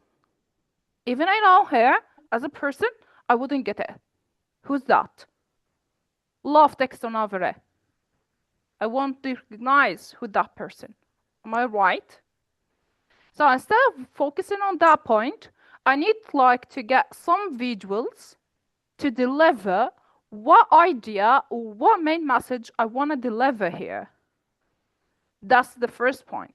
So maybe I can get for the first slide here, photo. That's one point. The next one, I'm talking about her main works or her famous books. So, or the series of the books. So that's the second one. Divide them into different slides. Make the slide to cover only one point or only one idea. Okay.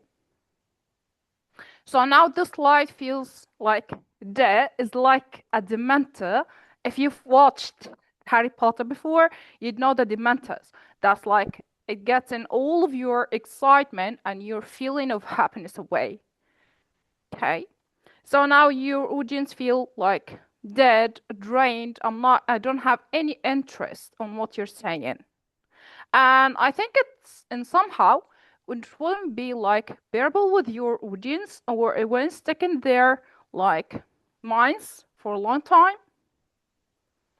And the other one, the last one that we said, it was their like a crisis with the identity of that message or the ideas there.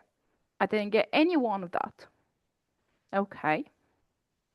Was it talking about her pseudonym or it was talking about Harry Potter? It was talking about her crime series. I don't know, like cramped slide.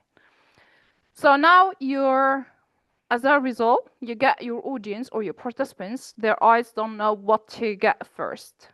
As you said there, also you couldn't read it, even read. Okay. So if we're going to fix it, how would you think I can fix that?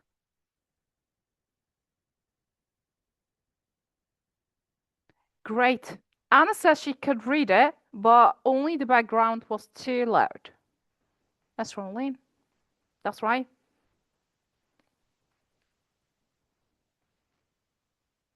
Okay, so I want to see your suggestions of fixing that horrible slide.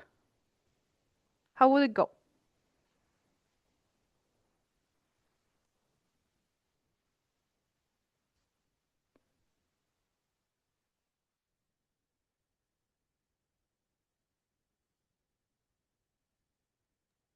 I think they will ideas write in here? our chat box. Yeah, Yeah. while we're waiting, you can still proceed. When they are there, I'll read for you. We have Noel separates idea. Great, that's right. A good one to start with.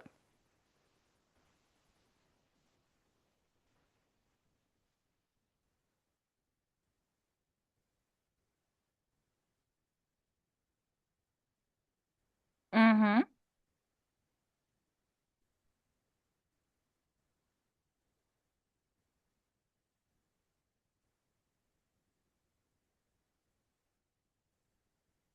Change the font color. Yeah, the contrast between the colors. That's a good point. Thank you, Nancy.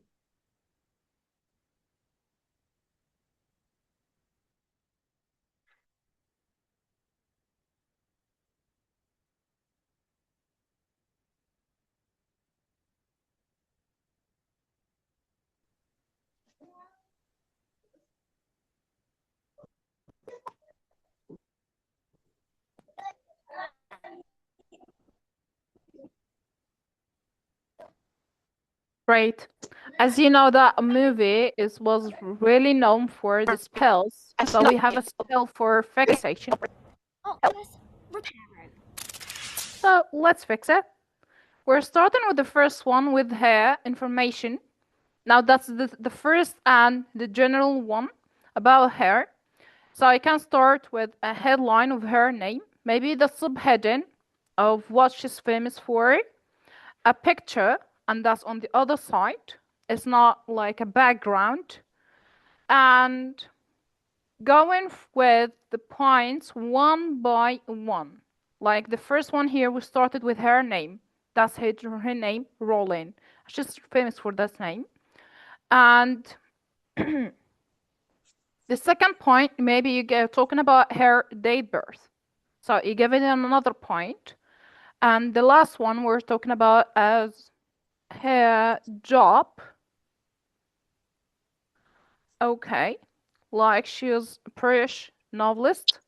And what did she write? She wrote Harry Potter. Also, you can say that Harry Potter, what is it? So it's a 7 series of movies or films, right?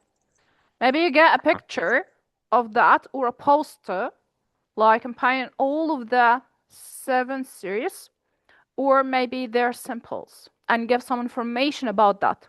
So now you own the text. As we said before, it's not a document to get all of the information and write them here on the slide. Okay. As a presenter, as a speaker, you should study your presentation before giving it. So you know on each slide, what text or what's your speech in this way. Okay. The next one, I'm talking about this selling, and this is like the best-selling book series in the history of the novels.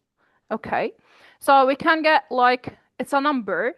Maybe it won't be lasting for a long time in your participants' mind. So if you have a mind, or if you have a number, I'm sorry, if you have a number, maybe you can like present it in a chart. That will be lasting. Or maybe a picture. Okay, so if you want to give your participants like some kind of information about numbers, that would be beneficial at this point. Okay, the other one here, we have the globe symbol, and that means this series or this book moved to other language. It was translated to 84 languages. Then it was translated into, no, it was made as a series of films or movies, and also used video games. The last one we're talking about here, other series of crimes. Okay. So we moved to, this is the first one. Now we transformed this into 3 or 4 slides. Now, what do you think about the main message in each slide? Was it clear or still cramped like the first one? Like, did you get the message from each slide? Or it's not yet?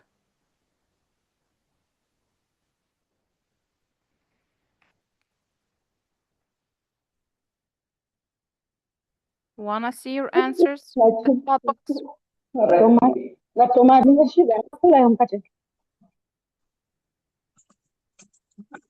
Veronica, you're talking to me?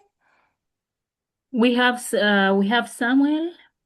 We have also Hassan, Global Movies. Samuel says you should be specific and clear after separating the picture with the words. Annie says each slide has specific content. Exactly. So now that means you've covered your main point, and what do you want, like, to get your participants or your audience to know? That's clear, right? I know the first one is easy to copy and paste, and this one takes some time and takes some effort to make it. But believe me, or believe the process, it gets its effort at the end. It's worth it. Like, what sequence of language of image?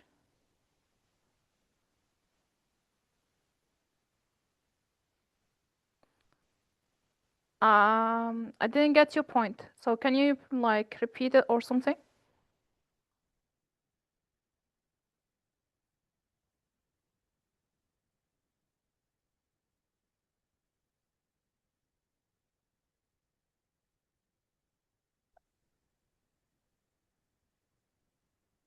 So the first part here, if we're talking about the slides, now it's visually appealing to your participants or your audience. Now, the second point here, you need to engage or grab their attention while delivering your presentation. How would you do that? Like, could you suggest some techniques or some strategies that we use? I want to see your answers in the chat box. Maybe you had experience before.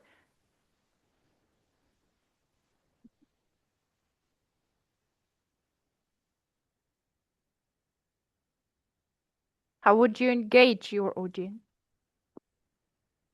Visuals. Oh, okay. Okothi says have visuals. Yeah. Short sentences. Yes. Use of simple language from Nancy. Right, yeah. Grace, brief video. Yeah. Annie says using few words combined with images. Great. Grace again, colors, front. To be to the point. Yes, right. Not to be overwhelming.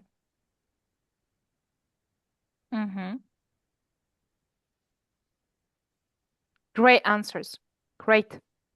So as you said that, you revealed the bullet points or as you said, we combine some points with pictures. So we're here using the visuals with some few words, not a paragraph. Okay, it's not a document here. So we could reveal these bullet points one by one with animation. So it helps your audience or your participants to concentrate on the first one, the first point. Now we comprehend it. Let's go to the second one. Let's go to the third point. That's how it goes. So that helps them concentrate and also sink in it. The second technique, like after given a graph, a number, a complex presentation or a complex slide or a visual, give them like 3 or 5 seconds to comprehend what's written there.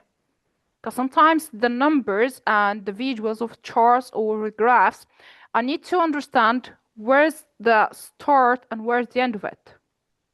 Okay. And another technique, the questions. This is like an overlooked one. That's it engages your audience most of the time, like awakens them, and asking them questions maybe in the beginning, the middle, after finishing. Like for example, when we said that J.K. Rowling, she's really known for her name, that's her main name, but another way, she used a pseudonym. Why do you think she used that name? Okay, so maybe you when you ask your audience questions, they bear in their mind and they try to discover why or explore what's behind that question. So you're not only engaging them in your session and you're having a discussion with them, but only you're engaging them after the presentation itself. You get them a door or open for them a door to go and search for something. Okay.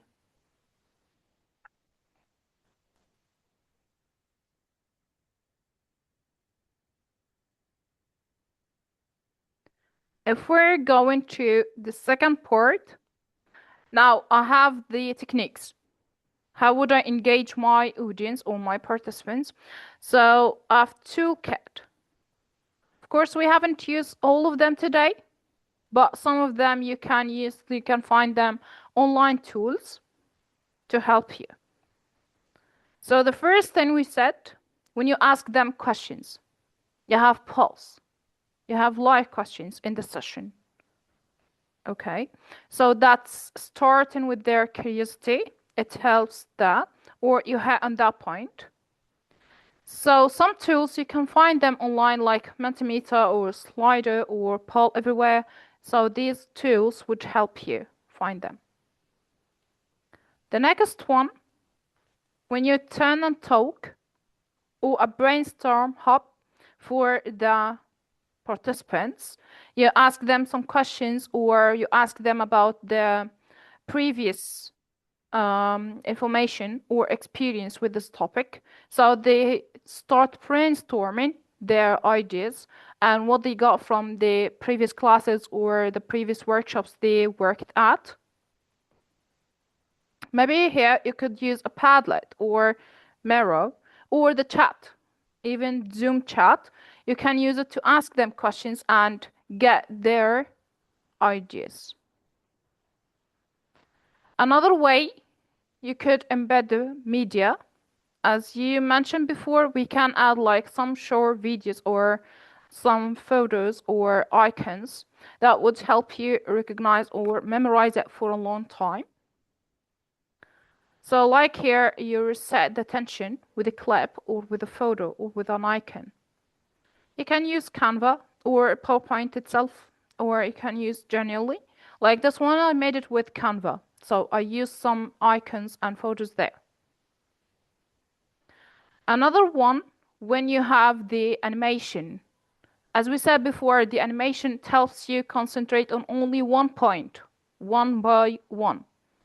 So in this way, you could use different tools like Prezi or use animation in PowerPoint itself or Canva or Pitch.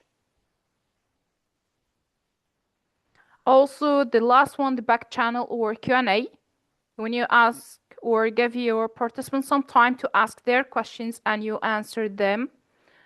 Or even you create a hashtag. If you don't have time for that, you could use a hashtag at the end of the presentation and ask them to give you their questions. You can answer them. Lastly, remember, your goal here is not to show you what you know and what knowledge that you get, but only to structure what they learn.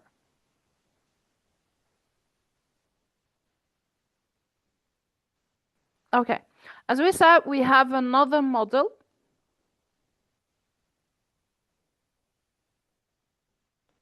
The research representation.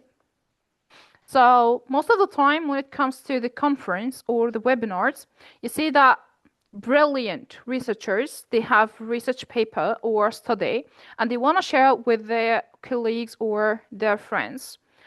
How would they share that? I see most of the time like a presentation like this or slides like this, crammed with points, crammed with different kind of fonts, maybe graphs as well.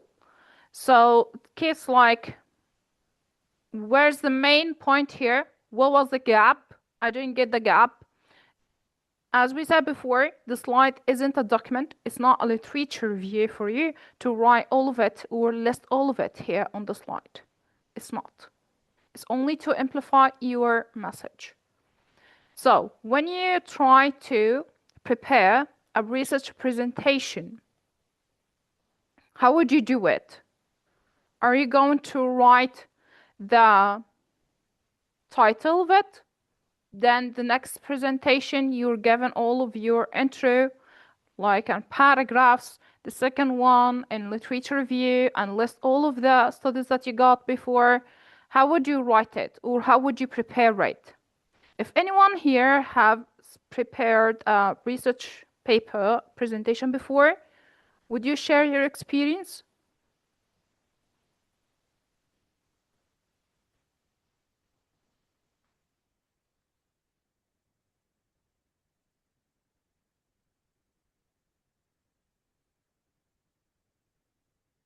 Has anyone presented a research paper presentation before?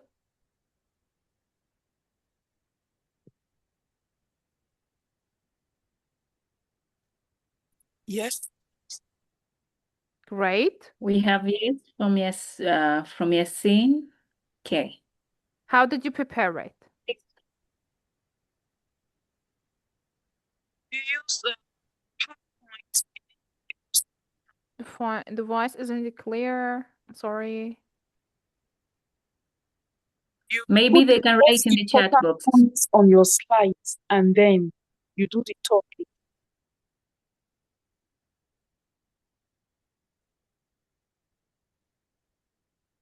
Would you come again?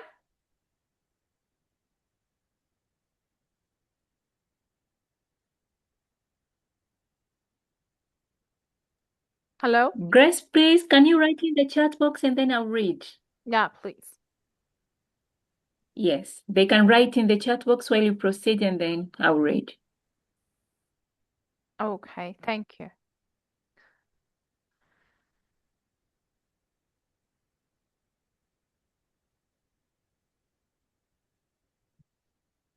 Okay. So here, as we said, now it's over cram slide. Do you think the readers or the participants will listen to you or would only read? They just need to read the points that you mentioned on the slide. So of course here you get their attention. You don't get their attention. You lose it. How would it go?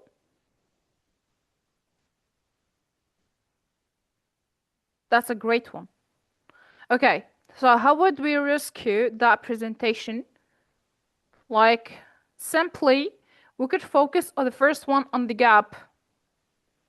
So what's your research or your paper is addressing? What's your question? Your research questions, what are they? That's a great one. So you can now list your question and discuss it with them. And as we said, they get their information from you as a presenter or as a speaker, not from the slides. Okay. And the next one, maybe you can get the key finding. What did you find? I don't need here the literature review. Maybe at the end you can attach your paper link and ask me to go and read it. If I'm interested in the presentation itself, I'd be interested in the paper itself. So this is your way to get or grab their attention to read it at the end. Okay. So that's another point. You share the key finding. What did you find there? That was the aha moment. What I find there. And the last point here, you can address the implications or your recommendations. What did you get from this research paper? After doing this study, what did you learn from it? Now share with me. What implications would you recommend for me? Maybe as an educator, as a teacher. Okay. So if we're going to wrap our presentation or the essentials for having a presentable slide, we could summarize it in some points. The first one, you have the slides. It's not your script. It's only a visual to help you or to amplify your message. The next one, you get clear idea, only one idea per slide. It's like writing paragraphs. When you write a paragraph, you only focus on one main idea. This is the same here. And use powerful image, charts, icons. That's instead of paragraphs. Like the one that we're talking about Harry Potter.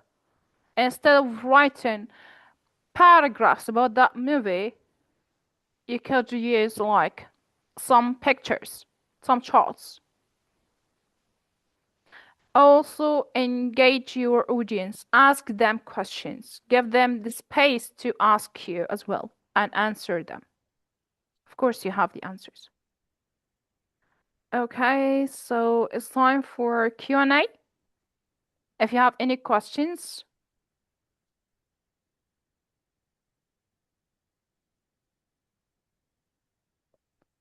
or we could go back to what they said before. We haven't read it.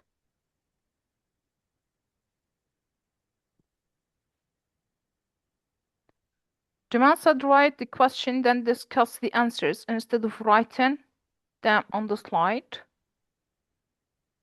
Yeah, that's right.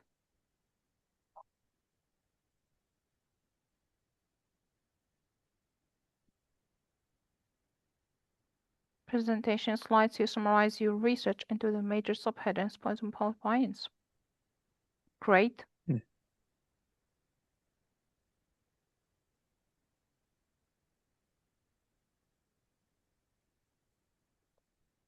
Thank you. Okay. So I have someone said here. Khadija, would you like unmute yourself?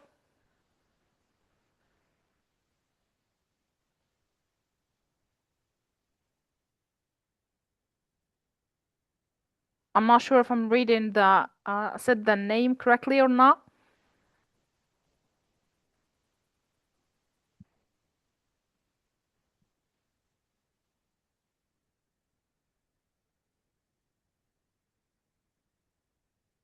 I can see a lot of great and engaging session. Thank you, Yasmina. Great session. Yeah. And we have another message from Safina here. From the research presentation slide, you summarize your research into the major headings such by using bulleting points. Yeah. That's for each right. slide.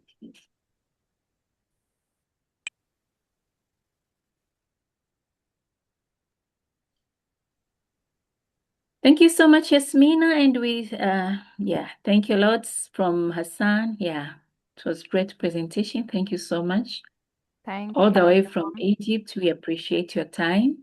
Now I'd love Thank to you. welcome the last presenter of today.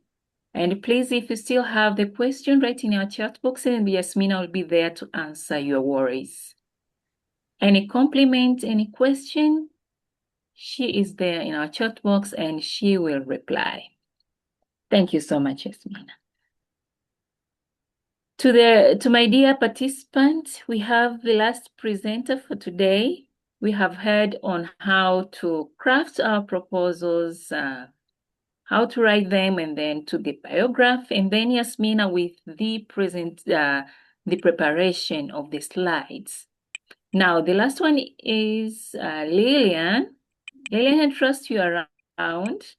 She's Hello, going to I'm here. let us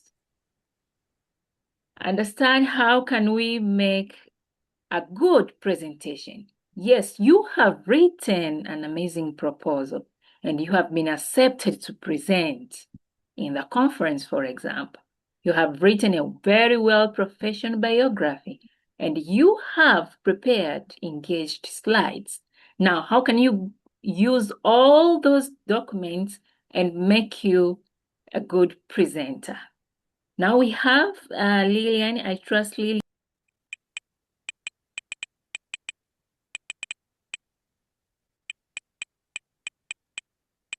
Yes, we have Lilian all the way from Arusha. Lilian is an active member of Delta Arusha chapter. She is an educator, English language teacher, and youth mentor for almost 10 years. Again, she is the founder of a knowledge club, a child-focused learning space that promotes reading culture, learning space that promotes positive values, mentoring learners beyond academic. Lilian, please welcome, and the floor is yours. Hello, thank you so much, Tina. Hello, everyone. Good evening. I hope everybody is okay. Yasmina, Thank please you so stop much sharing your slide. Sorry, Lilian, for a Okay. while. Thank you. Oh, Yes, you can proceed, Lilian. Thank you, okay. Yasmina. Thank you.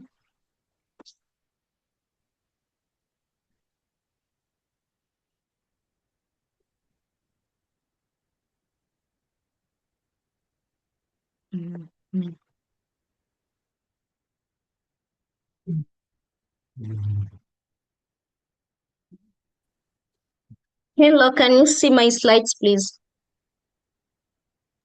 Yes, put on the Hello? slideshow. Yes, Lilian, we can see. Yes, there you are. Perfect. Oh, thank you. So today I'm going to present about how to make a good presentation, both online and physical. My name is Lilian Malya, as you have said before. I'm a teacher and I have a knowledge club for children, of which I mentor children beyond academics. Okay.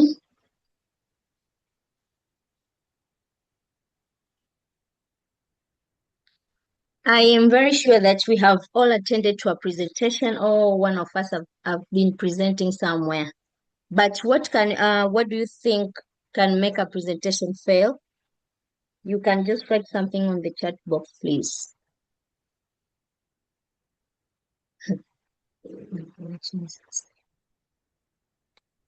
Hello? Tina? Yes, Lilian, we are together. Yes, Lilian. Thank you. Can you read the answers? I said we have been presenting and we have been attending to some presentations. There are some you can see some presentations are failing. What do you think can be the causes? Thank you, Lilian. We have a lot of answers. We have irrelevant from Wow. Mohammed. We have Thank you. it's not engaging from Irene. We have Wow. no plan from another person, and then we have they are boring. We have inaudibility. Yeah. Okay. Thank you so much. I have all the reasons are okay, but just in a summary, some presentations fail because they have too information that people get overwhelmed. You find that there is a lot of information.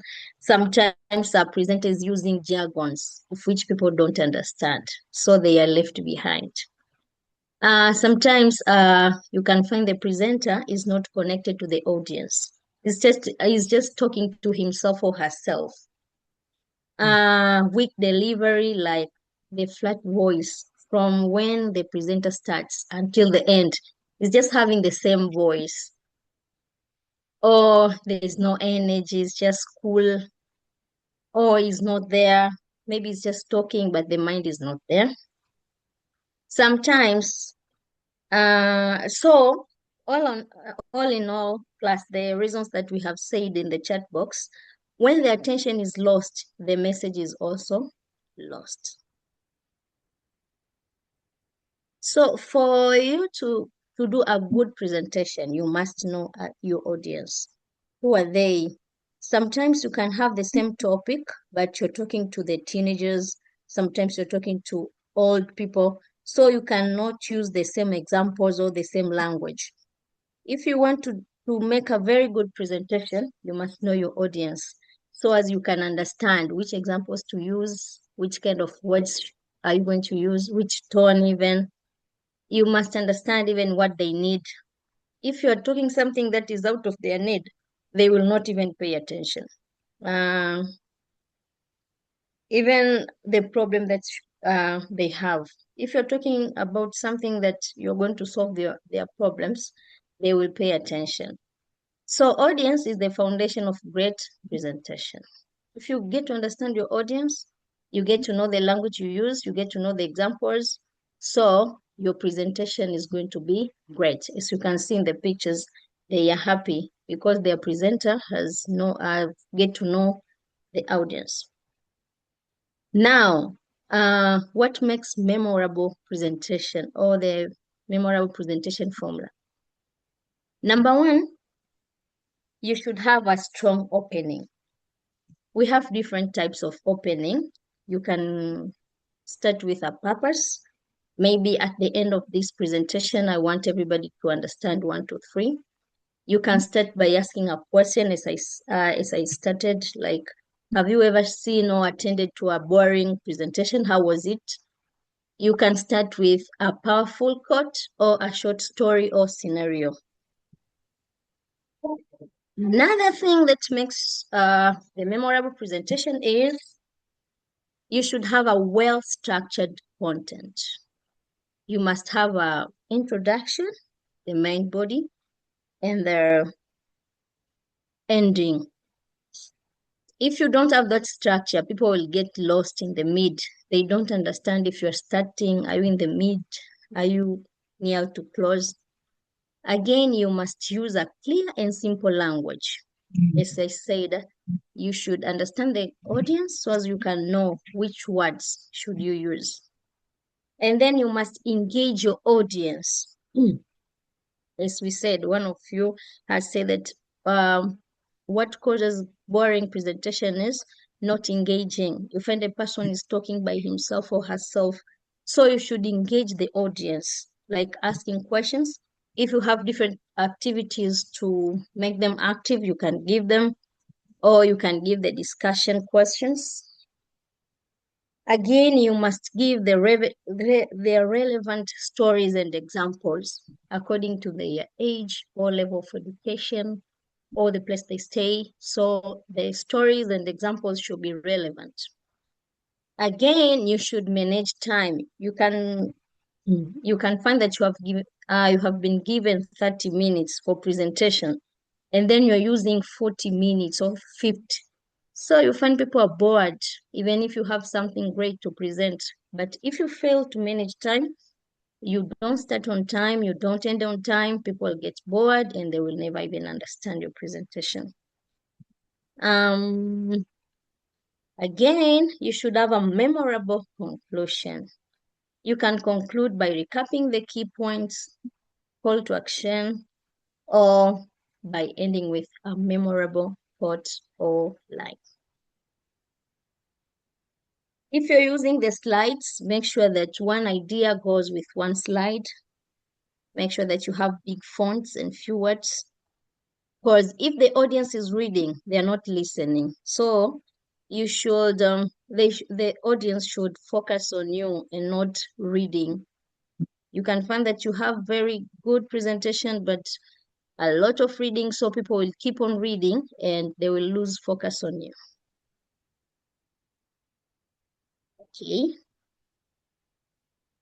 Who can tell me what makes an online presentation okay? You can just write on the chat box and Tina can read for us. Thank you. Please repeat the question.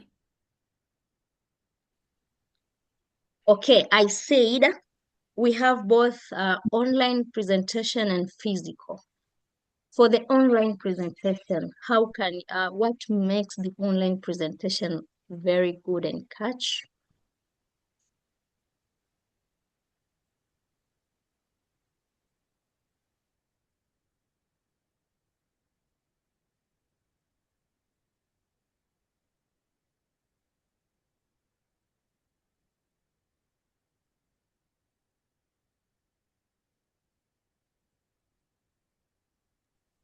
Hello?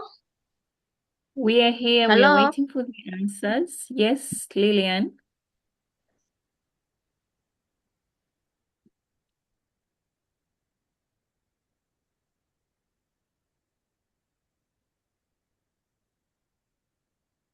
Okay, we have some beautiful answers. When the presenter for an online presentation can sing, help the audience connect. Okay, from Cowdens. Lilian, they're telling you if they will see you, you will get connected to the audience. And then we have must be a convenient time for the people to access it. Great. Wow. So like my video is off, they cannot be engaged. Okay, should I continue? Yes, please. Thank you.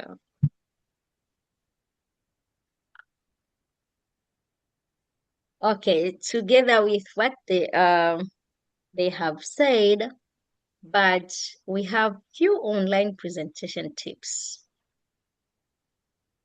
First of all, the camera should be at eye level and you should focus at the camera at eye level, not the screen. Like you should look at the camera, the whole screen. But too bad my video is off. I'm sorry.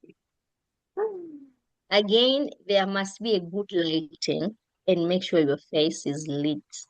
You should be smiling so as people can get, they can react positively as the way you are. And then in online presentation, your energy must be, you must use more energy than usual. Like if you people can see you, at least you can use the normal energy. But online, because people cannot see you and you cannot engage directly, you must use energy to convince them to stop what they're doing and listening to you. And the biggest one is make sure your connections are in order.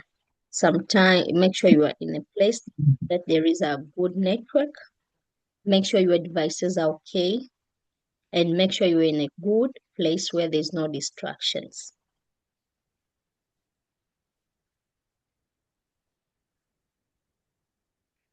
Okay, and how about the physical presentation? Who can give us some hints or tips to make a very good physical presentation?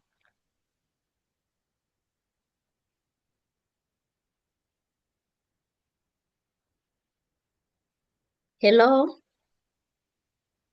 Come again, Lilian. Come again. Oh, I am not audible enough. Hello? Please, you're audible, but come again. Thank you. I said, okay, coming to physical presentation, who can give us some tips to consider when making a physical presentation? Thank you so much. We have from Okoth, dress well, Samuel, Thank you. smart and Wow. presentable. Wow. Dr. Mansoon, great. Okay, thank you. Thank you. Wow. And then we have Cowdens, well dressed presenter. Okoth again, maintain eye contact. Thank you. Beautiful. Thank you. And the Annie say, Okay. don't be too loud. Thank you so much. So, coming to physical presentation, as they said, first of all, you must dress comfortably. So as you appear comfortable as well. But eye contact, don't talk to yourself. Don't focus on one place. Make sure you focus on the left, on the right side, and at the middle. Make sure you talk to all of them. You can choose one person from the left, one person from the right, and the other one in the middle if you're scaring. So you make sure that you rotate everywhere, every angle, and they come to you. You are connected to them. Again, is movement. Don't be stationary. Just move a bit. Go to the audience. Insist some points while you're with them. Again, voice control. Someone said that you should be audible. I don't know, you should not shout. Voice control. There are some times that you'll be insisting something. There are some times you should be, maybe you can ask a question. You can make elaboration. So the voice control. Sometimes it should be high, sometimes it should be middle, sometimes like that. And then you should pause for emphasize. You should pause for, maybe you have make a certain point and then you want to emphasize, you can just pause for a while. Vary your tone, as I said. Okay, voice control can be, make sure that you're audible, and then vary your tone can be, you should vary as you're talking, maybe asking a question or insisting something, just like that.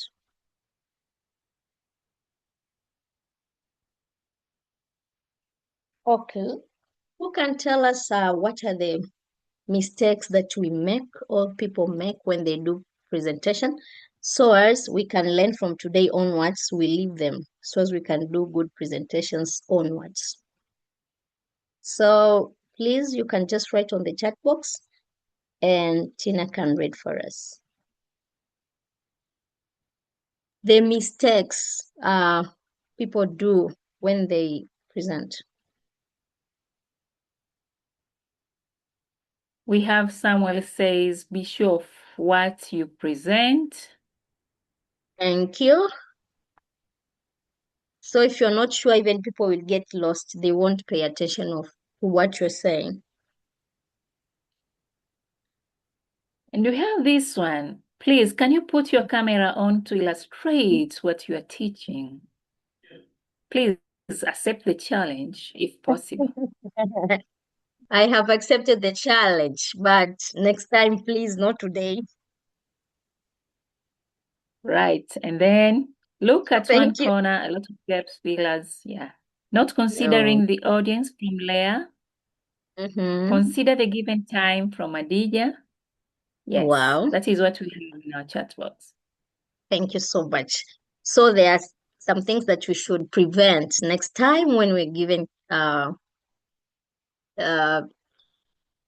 chance to present.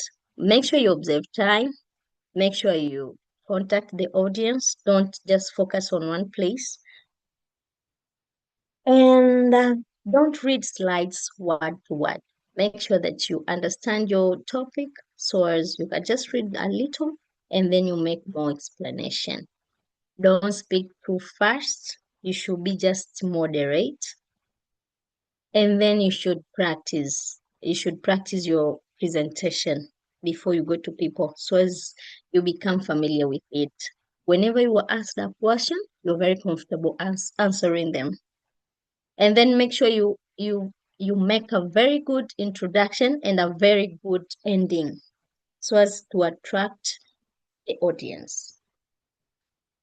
Okay, even strong closing, just be clear, be confident, be memorable. So a very good presentation, a good presentation is the one that is clear, organized, engaging, audience focused, confident, and memorable.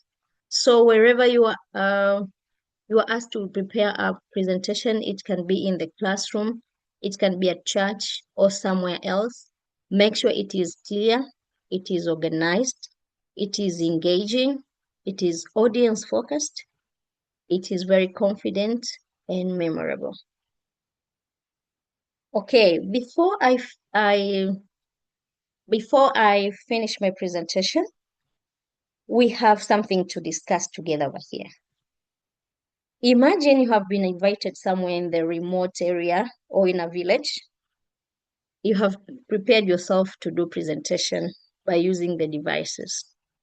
All of a sudden, maybe the presentation failed because of the devices. Maybe the power go off, or the projector failed, or the laptop died. What will you do? Please, if this happens to you, are you going to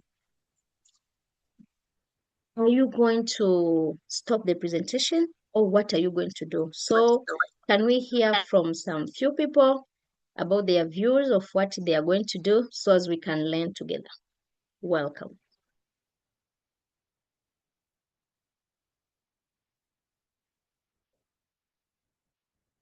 Tina? Yes. Am I We clear, or have, should I repeat the question? Should I repeat?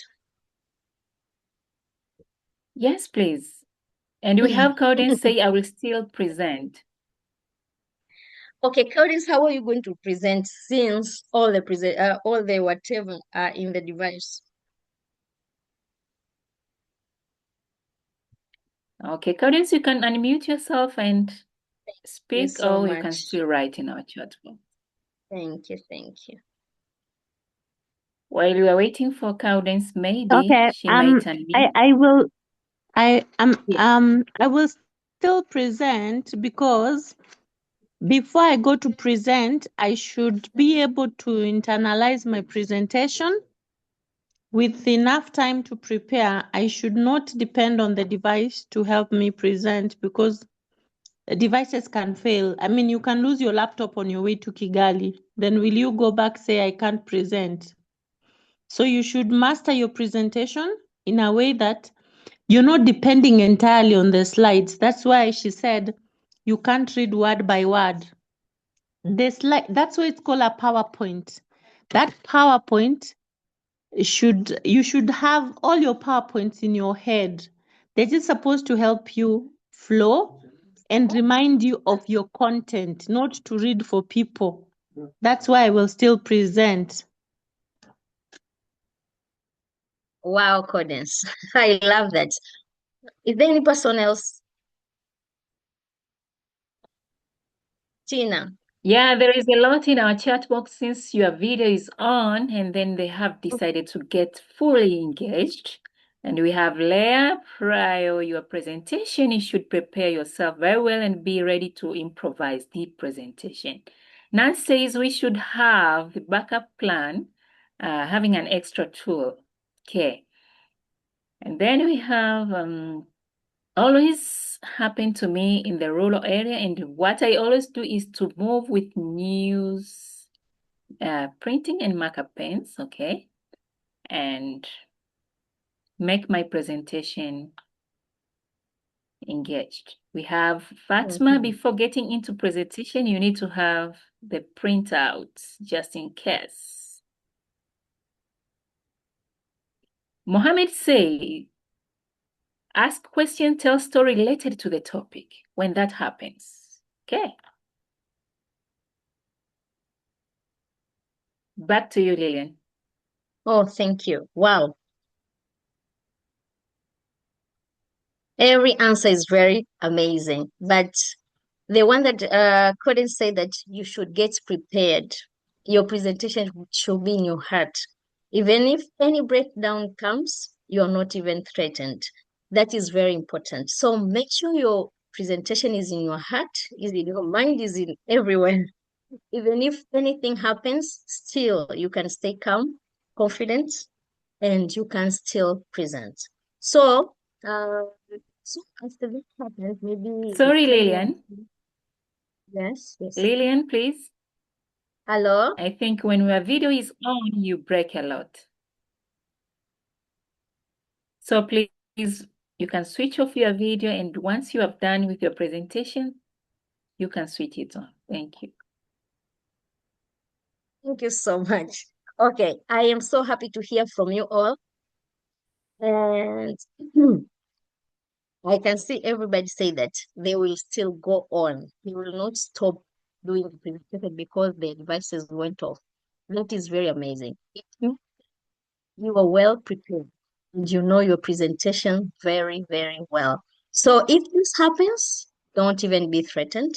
Just stay calm and confident since you're well prepared. It is very important to print your presentation. Somebody said that you should print your presentation and you move with them. That is very important.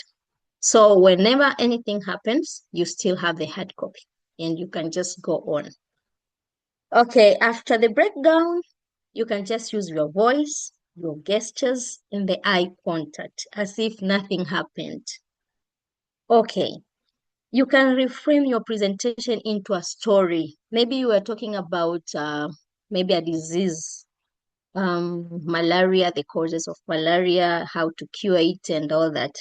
Now you can just turn it into a story, telling the whole presentation, but in a story, like so as people won't get bored or noticing that something happened.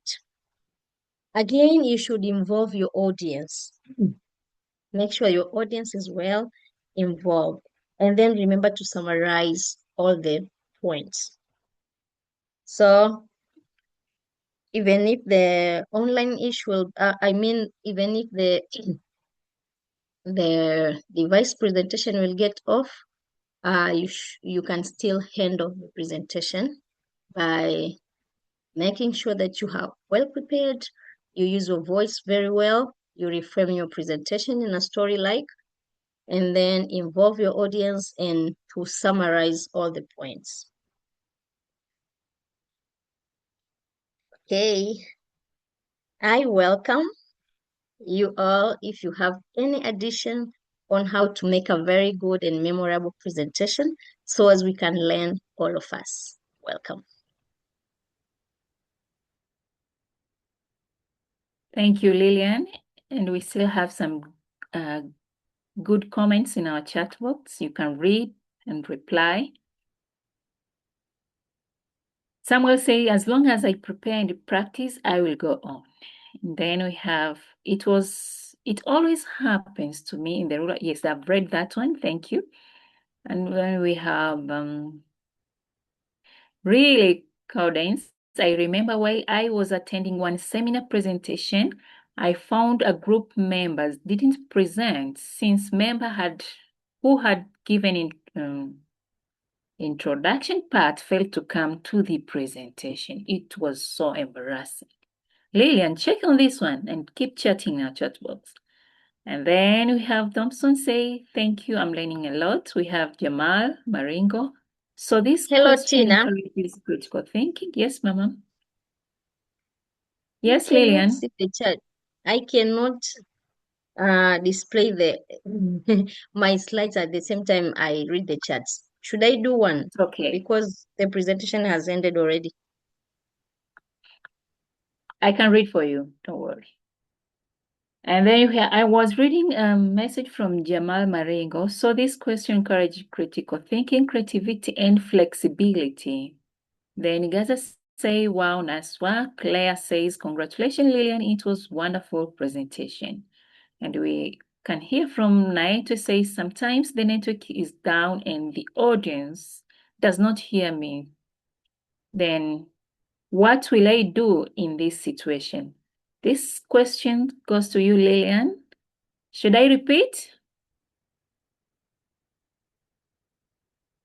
Yes, Lilian? please. Yes, hello? Yes. We have this question here. Sometimes the network is down and the audience does not hear me. What will I do in this situation? Okay, thank you. If you know that you are going to have presentation maybe on this day and you're in a place where the network is down, you can prepare yourself in advance. Like you can just go in a place where there is a stable internet just for that moment. Because you know that surely at the place that you are, there is no good internet. So for the sake of good presentation, you can just find a place where there is a good network, stable one, so as you can do the presentation well.